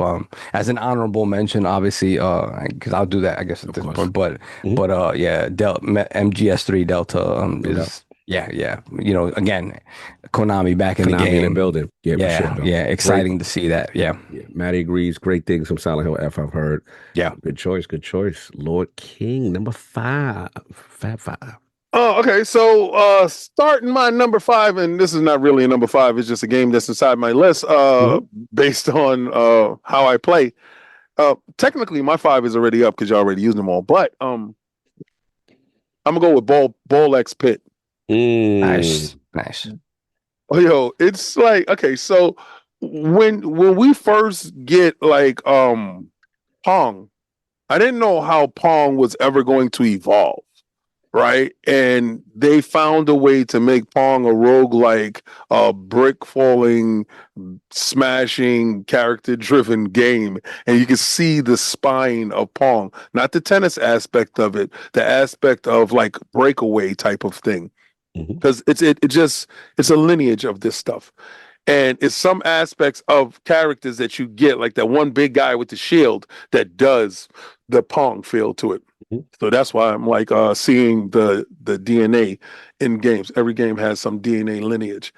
This game is so addictive because you go to get the characters. First, I have addictive personality where if you have multiple characters, I got to unlock them all. Right? So I'm the dude that's like, okay, what I got to do this on this board. If it was like to get Noob Saibot out of Mortal Kombat and you had to get a perfect, flawless victory and you had to execute your finish him on one board and knock him into the pit and Noob Saibot show up, I'm that dude.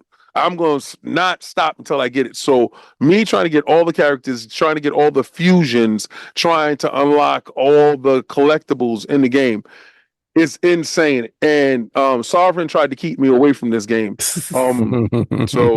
But God will always put the game that's supposed to be in your life, regardless of what Sovereign does. So yeah, that's a story for another day, not tonight, y'all. Maybe I get that at Lords After Dark because it was wicked what he did to me. I don't remember what I did, but okay.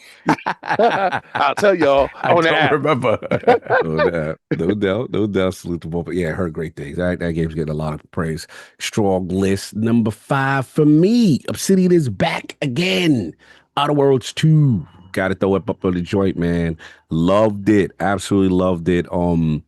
Man, this was them returning to form. Like for the people who nitpicked and say, yo, Avowed, it was cool, but I ain't really like, it wasn't an RPG that I know from them.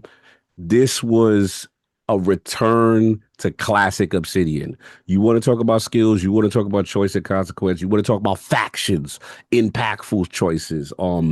Amazing. And I the thing for me where I don't think they get enough credit is the floor system. I think the floor system, not saying that it's never been done in games, I think they did it in the first, but the way this was done was to me just as impactful as like a nemesis system. If you chose a certain play style, you could commit to it. And the game, I don't know how they're tracking every single aspect of minutia of how you play, but you can lean into it. You may have some negatives, drawback to it, but you can have a crazy powerful build and really just kind of just go all out in that play style. I thought the game writing was absolutely hilarious. Shout out to Auntie's Choice. Shout out to the Protectorate. Shout out to the companions.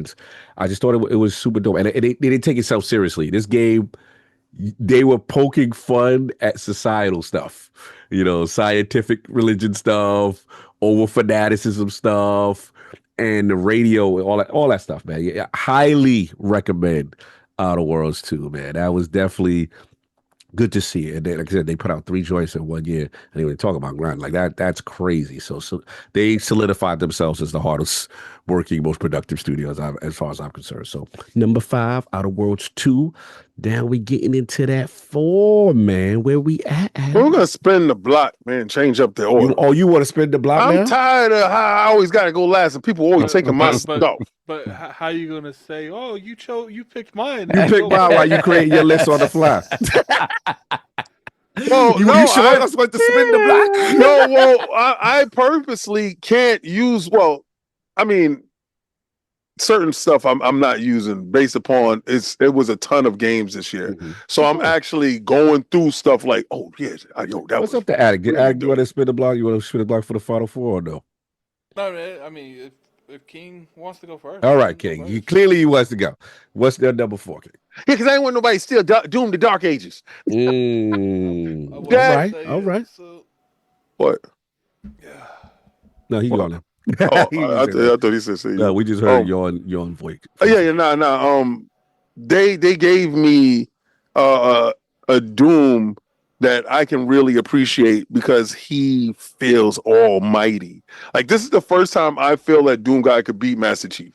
Right. And I don't care. They go to the same team. So it's still to be, right? Is they down with each other. But the game, the buzzsaw shield, the parrying, the rush up, it makes you feel like, all right, so if you play Marvel Rivals, yeah, we're gonna get to that. But if you play Marvel Rivals, if you use Captain America, a lot of his ground and pound stuff is in there. So that smashing on the floor, the area damage, and taking out everything. I still haven't finished it. And when I get a chance to get into the giant Mechazoid, giant Mechazoid, soccer, baby. Turn me into a giant kid. I feel like Power Rangers all over again. Or when I get the Panzer Dragoon instances where I'm flying around on the back of a giant dragon and shooting and stuff. So yeah, man, Doom the Dark Ages was incredible game. Again, Game Pass for the win for me. Yeah, I like how they made him like a weapon of mass destruction. Yeah, like the story was dope. Like, oh, he's loose. He's took off his inhibitor chip. He's crazy. It was a good game. I really enjoyed the story. Yeah, what's that Hulk joint? Was it the obedience disc? Yeah. It's like, make him obedient. Why won't he listen? Shout out, no doubt. Spinning the block, number 4. Soft, where we at? Oh, you took one of mine. You stole it. That's what it is. He really beats off to it. Doom the Dark Ages. Get back on both of us. That's what's up. Surprise. Yeah, man. Like, as somebody who like really, really loved the revival of Doom and what they did with it, made it feel so kinetic. Like Doom 2016 was amazing. It was just perfect. And then just Doom Eternal was just that game on steroids. Like so much faster, so much more kinetic, just kind of crazy. And for them to slow it down somewhat, and make, and go back further in time and make the Doomslayer into a tank, who when he drops down from a ledge, you just like little demons just die based off of the freaking off the splash damage of you landing. And then they turn him into like this Captain America-esque sort of like, again, tank. He's chucking the shield and murdering just hordes of demons. This focus on melee while also still retaining the kind of the speed of the game by making him kind of like kind of a warp to you with when you throw the shield and stick it to somebody, you could just then kind of just zoom towards them, still making the game so frantic and kind of very quick paced. I thought it was great. I thought it was a great way to sort of not give you the exact same kind of thing that they gave in the first 2 reimaginings. And yeah, I just thought it was amazing. Some of the set piece stuff, like I could have done without. Like the mech stuff was cool initially. Then it felt a little wonky, but it was cool to see. The dragon riding stuff was cool. But yeah, I just really, anytime I see id Tech and these guys over there, they know what they're doing. They know what they're doing, and it's always a joy to play their game. So yeah, man, Dark Ages was a lot of fun. Super strong. I like it. Number 4, Lord Addict. So mine would be technically this game came out in December of last year, but I didn't play it till January. Okay. It was the Fantasia Neo Dimension, Mm. Remember and that. really enjoyed that game. Once again, that's like a mobile game that they put more content with and brought it over to consoles. Hmm. It was actually made by the people that made Lost Odyssey and Blue Dragon. Mm-hmm. Hmm. So I really enjoyed that. Has a lot of good, you know, class systems in it. Some really strong bosses. Uh, really good story. Really hope this studio makes more games going forward and not just stick to mobile stuff. Nice. I like these unique choices. All right, number 4. Now we getting closer. Yeah, man. Shout out to 11-bit. This is the one I gotta go with my heart. When your game hours tell you what you was playing, I was like, yeah, I can't. I got. It sounds wild, but it's the altars. It is the altars, man. I could not stop playing this game. This was a masterful game and very unique. Like 3 different phases. You got your base building, you got your outside planet exploration. In the looks like it might was going to be Death Stranding like, but you kind of doing materials, and I'm like, okay, they ain't gonna have no combat. But then as you get later, there is a form of combat with the scanner and stuff like that, and the anomalies. And I thought that was dope. But the key is the whole alters aspect, making multiple copies of yourself, basically breaking your life down in a timeline. Like, okay, if me and King ain't do this, we would have been this. You know what I'm saying? You know what I'm saying? Like, yo, you what, scientist king? You what, you what, engineer king? Like, it's just and to see how dope it was written and then visually shown in like this descriptive path, and you could just see the multiverse of which way you picked, and then picking a version of yourself that you need to survive on a planet. You like, yo, we need this skill set, we need a scientist, we need a doctor, we need like all this stuff. Super dope. The morality aspect of the game was crazy dope. But I think what copped it off was Alex Jordan's performance. I've never seen a voice actor play 11 distinct people, all sounding different, all original. Him not being nominated for anything, people should get their head examined. They clearly did not play the game. I So I was think like, there is a couple incidences where that's done, but it's mhm, not done very often. I know the person that did the South Park stuff, he plays like 8 or 9 of the voices, mhm. and like they sound completely different. But it's definitely something that's not done every year at Facts. all.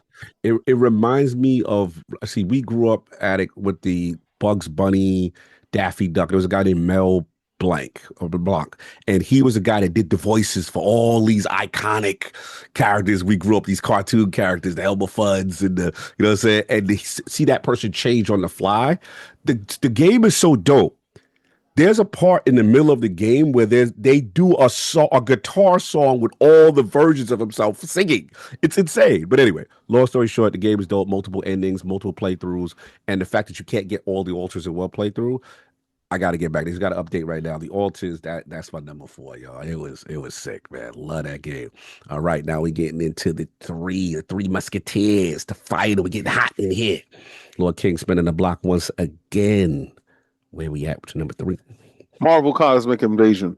Um, Ooh. I'm a huge Marvel nut from my comic book days to collecting the what was it the Secret Wars toys, um just the storytelling aspect of Marvel, I feel, transcends ages and demographics. So it endears itself to everybody. It's a character for you. Your new best character is in that universe. You will identify with somebody in that universe based upon the groundedness of that universe. With that being said, there are characters that maybe y'all guys are not familiar with that are in this game. I love titles that take the bold decision of saying that we're going to start off a level with a character you may not be familiar with, and we're going to stand on our writing and what this game could bring to you as far as a fan of this genre. The genre is side-scrolling beat 'em ups, which have made a resurgence, and this is the culmination of their hard work crafted into a license-driven bubble that is sure to take this title further than even the Ninja Turtles title, which I felt was probably their apex in delivering side scrolling beat 'em ups. I'm eagerly anticipating what they do next. I'm at the last level of the game, but based upon how I told you I have a compulsive disorder where I have to level up each and every last character for some stupid reason. I go back to the beginning. Once I get a new character, I start it all over again to level him up to where I have to level 10. Level 10 is the limit The max, yeah. to get all the perks and stuff per character. And it's based upon that beastiness that's forcing me to do it. Each character is dope, and I can't wait to see the rest of the roster fill out. Yeah, no, they did that, and yeah, Shaun was a tribute, and Yeah. I can't front. I think they surpassed Shredder's Revenge. That everybody unique with their own Yeah. abilities and move, like it's sick. Yeah, definitely a good strong choice for number 3. Lord Sov. Here we go. The top 3. Ghost of Yote. What? Overshadows? I told you. I was a new man. I was coming into this game. I was not gonna, burden this game with the biases of the past. I wanted to go into the game, just to, free and clear and have it stand. It is well documented my issues with Ghost of Tsushima. Although I wound up enjoying that game, but once I figured out to play it as a sword fighting game and not a stealth game, my dislike of Jin Sakai has also been well documented. So we'll move on from that. But I really enjoy Atsu as a character. The first time I saw a trailer for Ghost of Yoti, I was like, oh yeah, this is Kill Bill. I love Kill Bill. I love Kill Bill. So the idea of, transplanting that, well-worn idea to a game with a female protagonist, I was all in from the very beginning. It's just a matter of gameplay and stuff like that. And I think some of the changes, I think Cog alluded to this. Some of the changes they made where it's like it's less stance heavy, and it's more about which weapons counter certain weapons. It does feel a little less Channel 5 in that regard because it's like your stances are just you just hold your ground with what you're best at, and although there are certain moves and weapons that counter other weapons better. This is really more focused on that as opposed to a stance type of thing. But I think it works well for the game. I think it works well for Atsu as a character. As we talked about it before, the game is just absolutely beautiful, especially on the PS5 Pro. When you see the weather effects, when you see the aurora borealis, and the in the night sky. I don't know how many damn pictures I've taken in this game.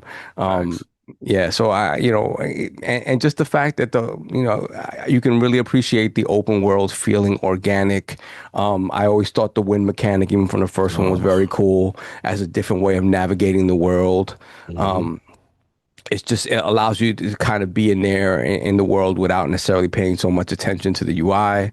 I kind of felt that the side missions, although after a while you play for a while, they do get just a little bit repetitive, but I like the side characters that you meet.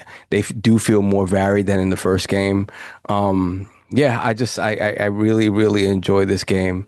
Again, I only have I would say maybe 15 hours in. But yeah, enjoying Atsu's story, enjoying the bounties and stuff like that. Great game. And again, playing it, not worrying about the stealth stuff and just going into encampments and being like, come on, let's go. Let's fight. Let's get it. Let's get it. Makes it that much more difficult, that much more exciting to play. So yeah, Yote number 3 for me. Wow, big surprise. Yeah, and I love how well done. Sucker punch. It felt a little more lived in. Like you Yes. got the horses, and then sometimes Oh my God, to see the horses the and horses, the, oh my God. And then what I Yeah. like the traveling merchants or traveling Yeah. groups, and you could just run into anything, could pop Yeah. off. It felt like, you know what I'm Yeah. saying, with certain situations. I think of like Red Dead 2, and Red Dead 2 feels like, you have those scenes that are just so beautiful and feel very grounded and real. This feels dreamlike in a lot of ways. The Yes. colors and everything is a little bit exaggerated, but it works for the game. And it just, the colors pop, the HDR is insane. Man, it really is just a beautiful, beautiful game. I like it. I like it. So now, Lord Attic number 3. Was muted. I would have to say Final Fantasy Tactics. Another game that won you. Crown your Lord. Yeah, that was definitely one of my most hyped moments this year. It also, showed me that I will never be beating a game for COG ever again. So Yeah, really enjoyed what I played of it. It was a fantastic time. Even though that they took some of the content out that was out with the PSP re-release, and I really hope that they put that back in as like a free DLC. I think they did a really good job with the game, and it sold well, won an award at the Video Mhm. Game Awards. So hopefully, that leads to maybe a prequel or something with it. Mhm. Oh no, it's a great choice. Some of the best voice acting I have seen in a turn-based game and just a game in general. That voice acting is crazy, and I see the challenge and all that stuff. And yes, Attic is correct. He could come for me on this, but I did try, but I didn't download the game correctly on the plane, and thus they didn't let me launch the game when I was trying to play it on our flight in Japan. So it's not all my fault. But anyway, shout out to Tactics, man. They did that. All right, number 3, no surprise.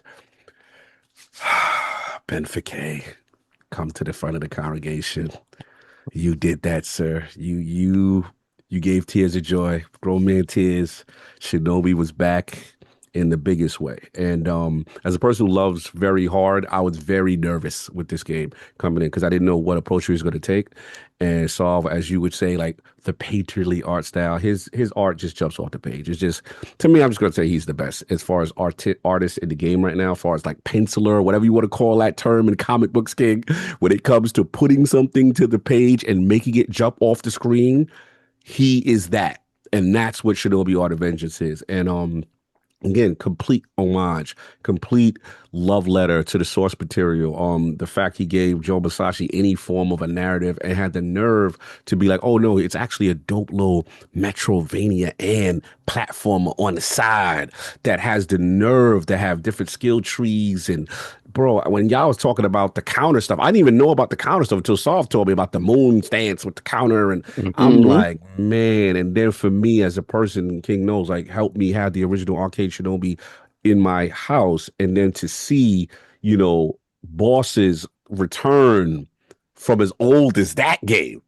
You know what I'm saying? And then take the best aspects of Revenge Shinobi, the best aspects of Shinobi 3, this is just a love letter. This is amazing. And yeah, we got more DLC and more content, bosses and stuff coming. For the people who want to do the difficult stuff like Attic, you had the rifts, you had all these unlocks, all these things. Man, this wasn't on my bingo card for Shinobi to be back in full effect. And yeah, hats off to Ben Fakay. We met him in Tokyo, and we got a chance to build with the man. And I had to pay homage. When you meet your legends, you gotta pay homage. He did that. He's a Sega kid through and He's through. a cool dude.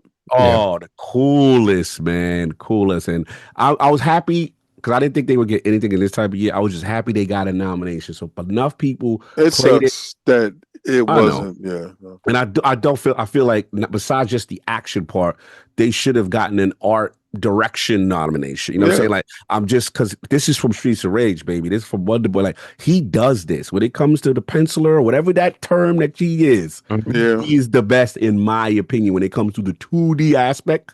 Yeah. He's unmatched. Shout out to Shinobi Oliver. That did that, man. All right. Dynamic duo time. Final 2. Lord King, what's number 2? Um, I know nobody has this on their list, Sure, let's baby. Sure. and I'm purposely not using like a lot of their stuff, right? Because I'm just showing you the aspect of so many things that came out this year. We are living in a time where there's such an abundance of great titles. The renaissance of gaming could be now, but it's so just marred in so much negativity that we don't really get a chance to see these gems. Ninja Gaiden Ragebound. I like that. Can't This get is mad. the year of the ninja based upon the year of us going to Japan and no holds barred. I was nervous for this title based upon Ben Faket's his pedigree. I knew he was dropping his side scrolling ninja game, and it came out in close proximity of each other, and it forced you to pick a side.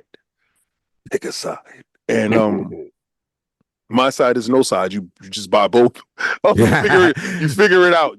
Mhm.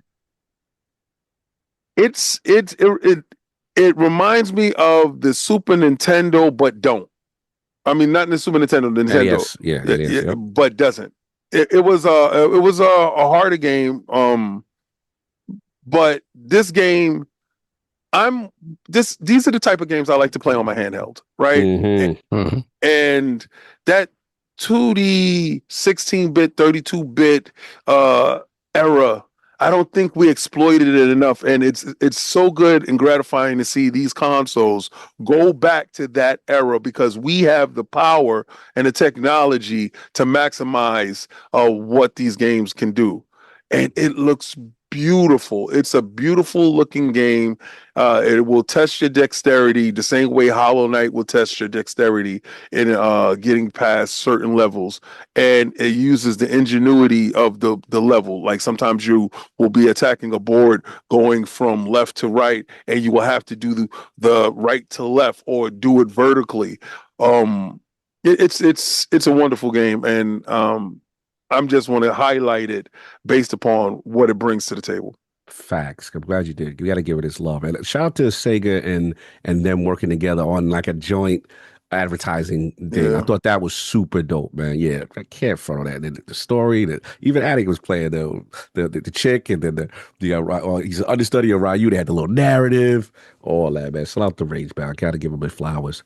Lord Saab, number 2. Joe Musashi, come to the front of the congregation. Can't believe I have it higher than Cog. I can't believe it. It was tough, man. It's tough, man. I had to be honest with certain things, but yeah, for sure. Yeah, man.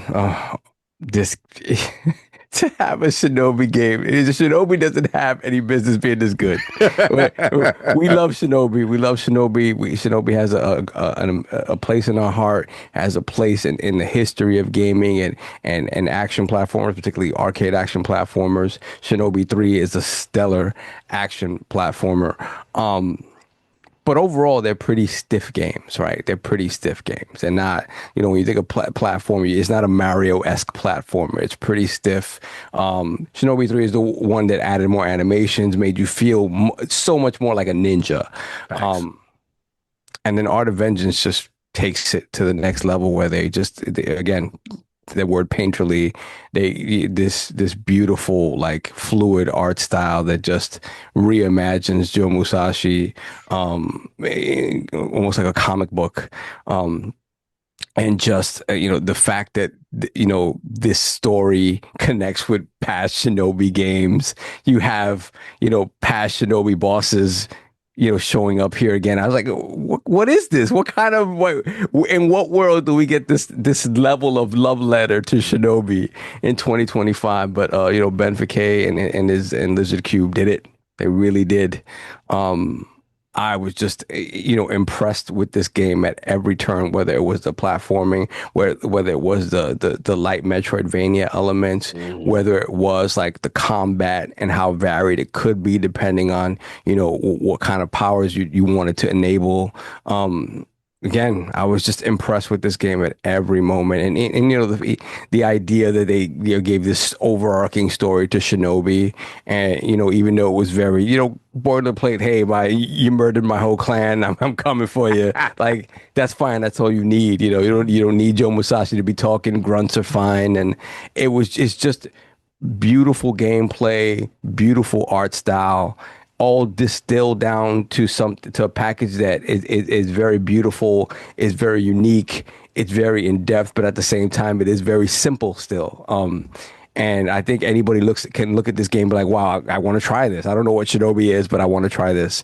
So yeah, I just enamored with this game. I was excited to play it, and when we saw it, I was excited. Then I was excited to play it, and as I'm playing it, I'm like, I can't believe this game is this good. And I'm like, when you have to step back from it, you're like, am I capping because I love this thing? Am I capping? And I'm like, no, I'm not capping. It's good. Like, King mentioned Ragebound. Ragebound is an amazing game, and I will get back to that. That's one of my honorable mentions. But man, when I think about comparing it to Shinobi and how Shinobi came back, it's kind of night and day for me, man. And it's not to take anything away from Rangebound, but the glow up that Shinobi got is just next level, man. So Yeah, shout out to Ben Fakay, the team at Lizard Cube. But Art of Vengeance, man, my #2 game of the year. Ooh, we love it. We love. You know what Yeah. it hit for me? What Attic liked it. I got Yeah, emotional. that's one of those things like, oh, whoa. I got emotional. I got emotional because I was like, I know I love this too much. Yeah. I'm not. My judgment is going to be clouded on some level. So when he said, "Oh God, bro, this would have been if a certain other games that come out, this would have been my game of the year." I'm like, Yeah. That's I crazy. felt like a It's proud crazy. parent. I felt like a proud parent. I was like, we done raised this boy right. I'm like, this is good. It's true Anyway. because you always want your friends to love what Yeah, you you want your love. friends with you to love what you Yeah, love. So yeah, right. I get it. I get it. You know what I'm saying? But it did mean a lot when he said that. And I guess I installed that correctly. So Oh my! I'm clearly gotta play tactics. and you know what's funny? I actually had to play that around other people's schedule because I didn't have the code to the game itself. Yeah. Yes, he's coming for me. He's rightfully coming for me. It's all good. I got to pay that tactics debt back. I owe you. #2, sir. Lord Attic.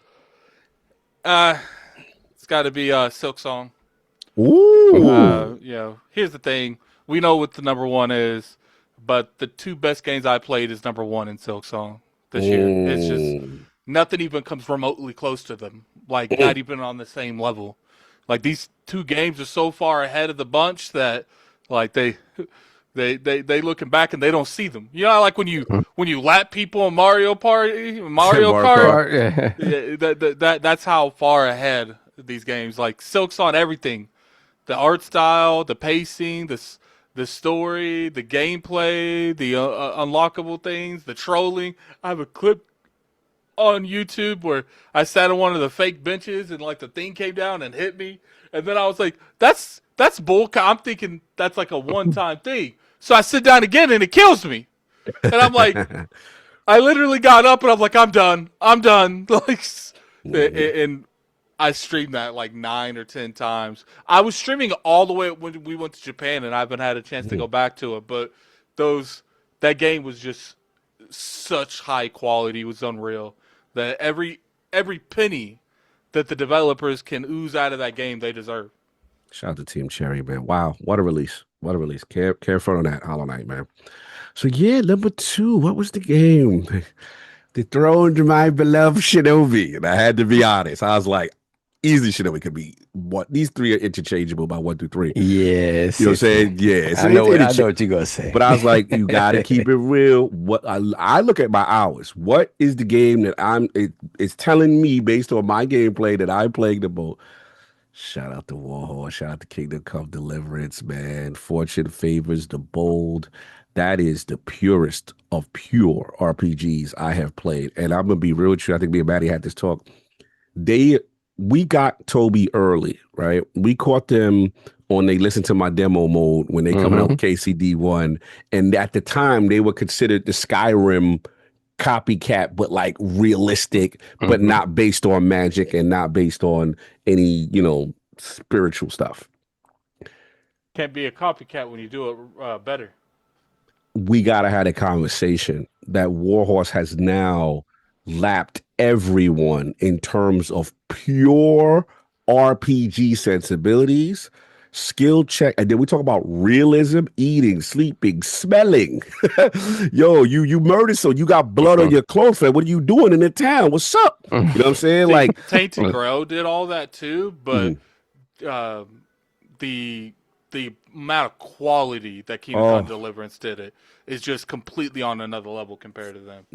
100%. And the thing when I knew, it reminded me when I saw that cry engine, I said, damn, that's why I liked it, that Rise of the... It's something about that Crytek. And I'm mad at the developers. I don't know why y'all not using this engine. Like, it is insane. It's difficult. It's a difficult. It gotta be difficult because they're using a custom version of an older one, according to Toby.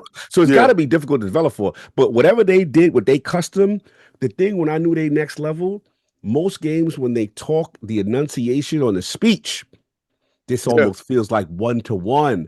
Then I knew they was real. They're the only game I really see do group conversations. with like 5-6 people, and and then all I'm like, yo, this is a performance on a graphical level. I'm not used to seeing that. Then you got the horseback riding. Then you got the game is so real. If you get to a midpoint in the game, if you do something, the game could end right there because you could take somebody out and just go for it all.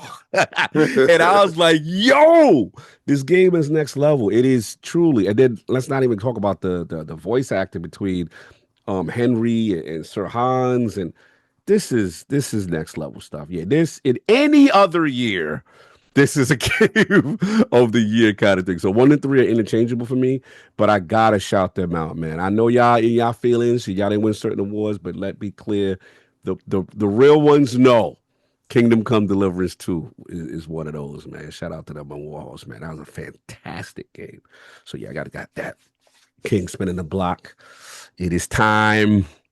Numero uno. Again, for your list, doesn't have to mean has to be number one, but wherever this is on your list. Okay, he's holding Spider-Man. I don't think Spider-Man dropped this year, but okay, we're going to see what's going on here. What is number one game for you? I would be an absolute fraud if I didn't say my most played game of this year isn't a game that the dopamine hit is crazy. I play this game. I try to get Addict to play with me all the time. Pause. I purposely. One of the reasons I had to stay away from it is I finally got off that Destiny ship, and I was not letting another game. The crack, it's too much, bro. It just wasn't happening. I don't want to be married or have a mistress. I want to be single. Like, I'm sorry, I like to be hitched. But she wants you. She wants you. Yeah. So this knocked out Elden Ring Night Reign. That's my honorable mention. But okay. Marvel Rivals. For a free game, I've spent so much money. y'all know what y'all doing. I got them Emma Frost skins. Got that. They make waifus something to see, and husband fools. I think if that's a thing, man fools, whatever the hell. Yo, the essence of your character is on full display when you play it. And if you are a person that masters a certain character, the level of freedom that you have in the ecstasy of winning or the agony of defeat is available to you. There are times where getting a wipeout of another team and you're the last man standing holding it down till your team can get back to support you. There's no other feeling in gaming that I feel right now gives you that feel. Getting jumped by a team and holding off and you holding the line. I'm gonna tell you, I can jump in like let's say wifey's cooking. I got like 15 minutes. Yeah, you can do a quick bustle. I can hope that I can get it done in 15 minutes, and I'll fight my way through it. But Squirrel Girl and a lot of these characters got me lit. And I'm dressing my characters up. So yeah, you're gonna see my characters with the bedazzled on them. I'm definitely doing that, and they know me. I don't know what they're doing, but new skins pop up daily, B. And and, the way they price the system, you never have enough. Like you never have enough money. You just short enough, yeah. So you got to buy another big package of lettuce, and then when you do, then you have extra money, but it's never enough for another one. So you this constant loop of getting your cash, but giving you value. And the team is dope. Yes. We sat down with the team, go to our lordsofgaming.net review of the beta that we did get a chance to play and the video that we did do with the interview.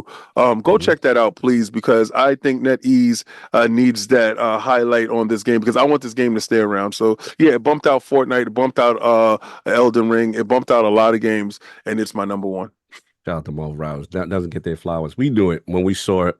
NetEase together with them, and then obviously the interview and the consistent content drop. Man, they are not playing. So yeah, I knew that was coming, and it well deserved because that's a king game. That's a king for sure. Lord Sovereign, this is it. The spot got the top spot for you, or maybe just in general? The Kong. What? The Kong got the spot for me. Banana. Banana. Flag on the field. Flag on the Ooh, field. Ooh, banana. Attic is upset because a certain game ain't get listed. It didn't Only get one listed 'cause acceptable I answer. I didn't play enough. I don't want to do that. So All it right, may you ain't change when I frauded. play more. So I ain't frauded. There's 2 games that I haven't mentioned Yeah. I that respect that though. You went with your list. It's your because list though. we'll talk about honorable mentions. Yes, yes, yes. But yeah, man, I was so excited when I first saw Bonanza announced. I was like, finally, we get a Donkey Kong game. And then we didn't know who was making it until kind of the very end, right before launch. And it was like, oh, it's the Odyssey team. It's like, oh, okay. So now expectations were a little bit different. And man, as soon as I got that game in my hands, man, I was like, wow. They really, really did it. To me, what they do best is kind of take a character and say, okay, what makes this character tick? What makes this character who it is? And they approach Donkey Kong from a direction that you never really approached Donkey Kong before, like in terms of being this kind of destructible tank of a character that still has this lovable personality, kind of goofy and stuff like that. And interspersing that with with platforming, obviously platforming that isn't as robust as a Mario game at all, but which is what I would hope for a sequel in this game. But the idea of basically everything in this game being destructible, the idea of the different biomes that you get to explore, with Donkey Kong and Pauline, the transformations that give you different powers and stuff like that. They really took Donkey Kong and said, we need to give this character a tried and true 3D platformer that isn't just a collectathon, that isn't just kind of a reskin of a Mario game or a Banjo game or something like that. It's its own thing. And I love the fact that now Donkey Kong has this individual identity. I definitely, like I said before, I definitely would want more like complex platforming that I expect from, a gorilla, right? In the next game. But I think this start is absolutely amazing. And I was smiling cheek to cheek every moment that I played this game. It would just spark the kid out in me. Like I was like, oh, well, they really took this character and brought him back in a way that was just super exciting for me. Like it really, it should have been the killer app. It should have been the game that launched with the system instead of Mario Kart. But again, I'm just glad that they're giving more Donkey Kong his just desserts. So my number 1. All right, let's go, man. I'm impressed with you on that. You stood on business. I respect that. Man, hating. This man, he want to get his balls I'm off. hating on the field, not the ball, not even in the bleachers. I'm hating in the field. Look, man, Nintendo gang, man, they happy with that one, man. Gang. For sure. But Attica gotta wait for us. All right, so we give Attica a couple. I'll give some more balls for Bonanza. Let's Attic's ready. Okay, you good? No, I'm good. I'm done. No, okay. I just want to make sure Attic's ready. Oh, Attic's. Yeah, before I get to his number 1. Give me 2 minutes. All right, cool. Okay. So I got you. So look, we'll give you a little more bloviation. So the thing is, some people have thought it may have been like let's say a tech demo. You know what I'm saying? But like about destructibility, what to you? Because again, I didn't really got a chance to get busy with it. So like, what separates it that people have that misconception, like me, and be like, yo, it's because what takes it to what's game of the year number 1? In a lot of ways, it is a tech demo, right? But it does that thing that like it made me feel like Nintendo figured something out that other people haven't. Like in the past, when you first time you see Mario 64 or something like that, or the first time you see Mode 7 or something like that. When you go underground with him, right? They had to figure out all the different camera angles that you can approach this from. They had to figure out angles that you could see him from to be able to see the destruction that you're doing. So you're just not blindly going into places, right? So there's a lot of work that went into figuring that out. And then you also have to take into account he can destroy just about anything, right? But again, there's still a certain structure to each biome that he can't completely break it down to the ground, right? So it does have its limitations. But I just think that for Nintendo to look at Donkey Kong And instead of saying, "Oh, we're gonna make a Mario clone in 3D," they said, "No, let's figure out who Donkey Kong is and start going that route with him." I think it's a great first step. Like I said, I want more tried and true platforming from a Donkey Kong game, and we got some of it here, but not as much as I'd like, to make it more of a balanced thing. Because after a while, the destructibility stuff does get a little tired, right? Right. You just breaking through everything. It feels good. It feels fun to kind of punch through things, and then as you get stronger, you can punch through different types of terrain that are tougher. So that's just satisfying to me. It's that little kid thing. Like, it's like, oh damn, I didn't know I needed this. Like, I didn't know I needed this Got stress you. relief. Got And you. Nintendo's very good at that. So in that, I feel like it encompassed all the things that I love about Nintendo games, where it's that wonderment. I'm like, oh wow, I didn't know I needed it. The same way when I played Breath of the Wild for the first time, and Link I'm steps ready. out on the Great Plain. Like, it's that's the feeling I got from it anyway. 'Cause I love Donkey Kong, and we haven't had, Donkey Kong 64 is not the Been a move, minute. man. Yeah, It's been a minute. not the move. So, Shout out to Bonanza. Also, shout out to Lost Game. They rave about Paul Lead as well. The Yes. performance and stuff like that. So good choice. Lord Addict. I don't think there's gonna be any surprise here for your number one game of 2025.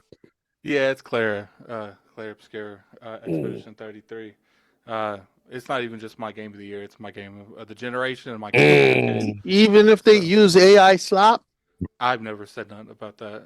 Like, They just I'm- lost. They just lost the Game of the Year award because of it. Unbelievable. That's there's crazy. like, That's give great. me your fine. title They back. won the only one that mattered, really. So Yeah. who Jeez. cares? They lost the Indie Award. Like, Wow.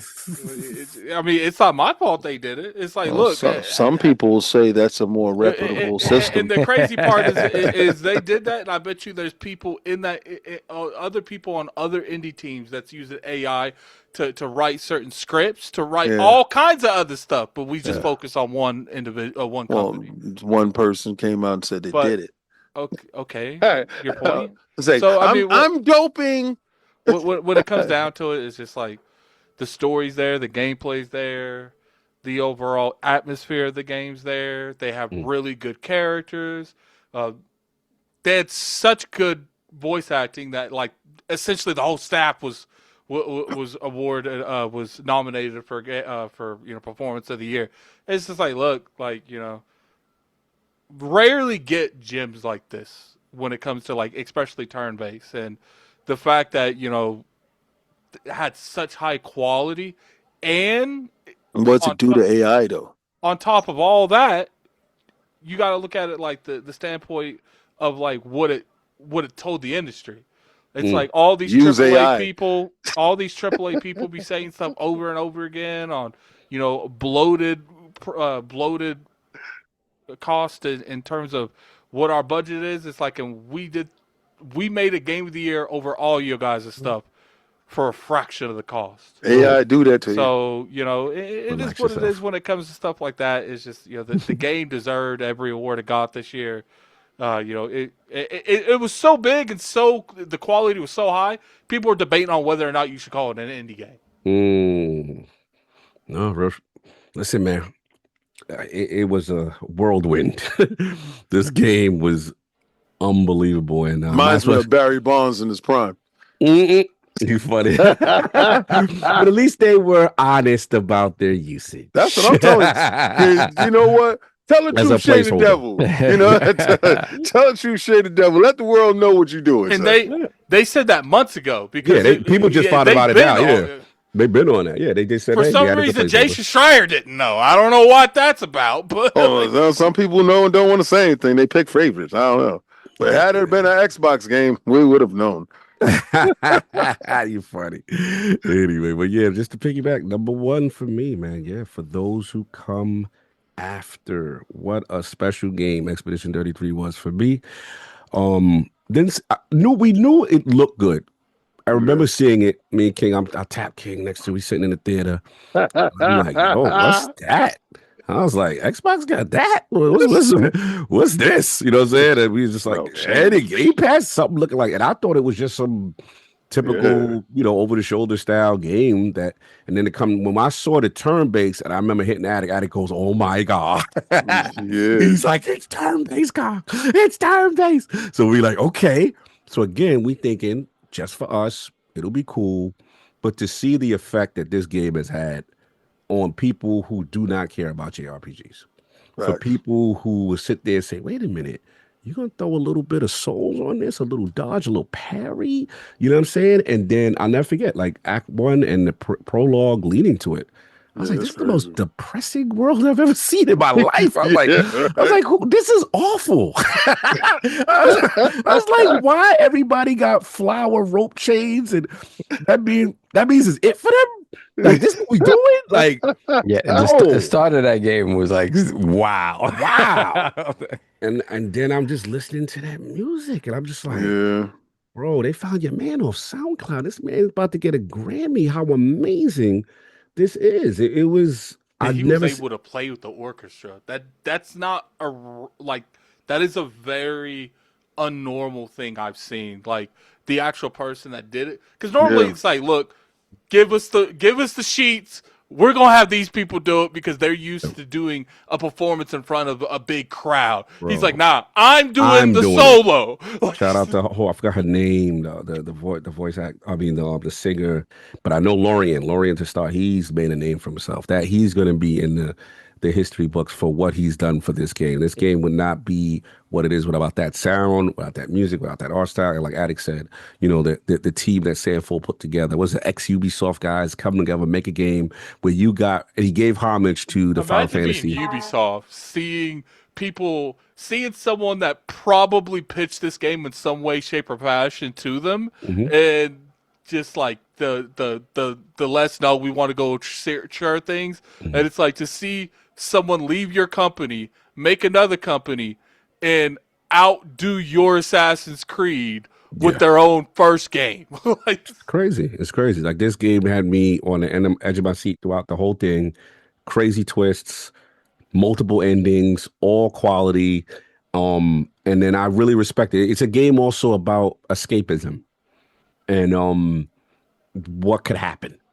And on some levels, I understand. For certain, shout out to Mayel. Certain people I understand, but this was a very powerful game. Salute to them again. Tremendous year.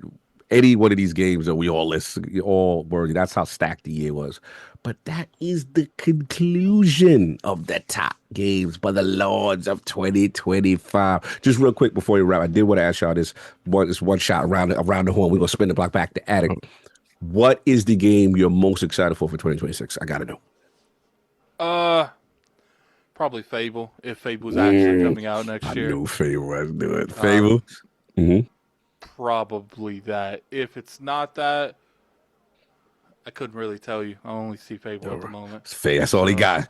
Yeah. Soft, what's your highly anticipated game for 2026? It's boring as GTA. GTA, baby. All right. Finally. All right. Let's see if it makes sense. Who's a rock star, dude? This makes sense. Yeah. What about you? What's the hate crazy lie? Xbox outside too. You know what I'm saying? Yeah, they have a ton of stuff. My most anticipated game hasn't been announced yet, so I'm gonna go with what's been announced yet. Okay. I'm really looking forward to hardware too. So Wolverine. Wolverine. I'm a Marvel dude. Don't ever get it twisted. The fact that they're cultivating. Did you say that's getting delayed? Yeah, so what? They said it's coming out next year, right? So I got to go by what they say until they say something different. Until they be like, "No, sir, next year." I'm like, okay. Like, as of now, I got you. Delays happen every day, B. Stupid. It ain't like that thing wasn't supposed to be out a long time ago. So what's up? What's another 6 months? Who cares, right? Another week, two. I don't care. Just get it polished, get it right, get it out. I'm a huge supporter of anything that's Marvel. I brought the Avengers game, so and I tried to keep it alive. Nah, Wolverine. Without a doubt, I want to know what Logan's up to. No doubt. James Howlett. Stupid. Okay. I like that. I like that. Now we got to see what Insomniac going to do with that. Now we ain't swinging around. Now we getting brutal. And I like the motorcycle joint. Look crazy. Yeah, that's what's up. For me, I'm going to cheat because the game I want is technically not announced in 2026 yet, but they've been alluding, which is Clockwork Revolution. That's I want Right. to see what NXL do. But technically, since I got to play by the rules, and we got to disqualify that for right now. I'm gonna be real with you. I am very curious about Gears E Day.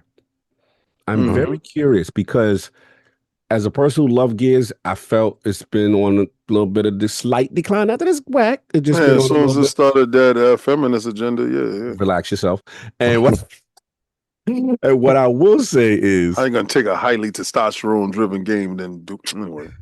look, to your point, I am a fan of the Marcus and Dom story. And Hmm.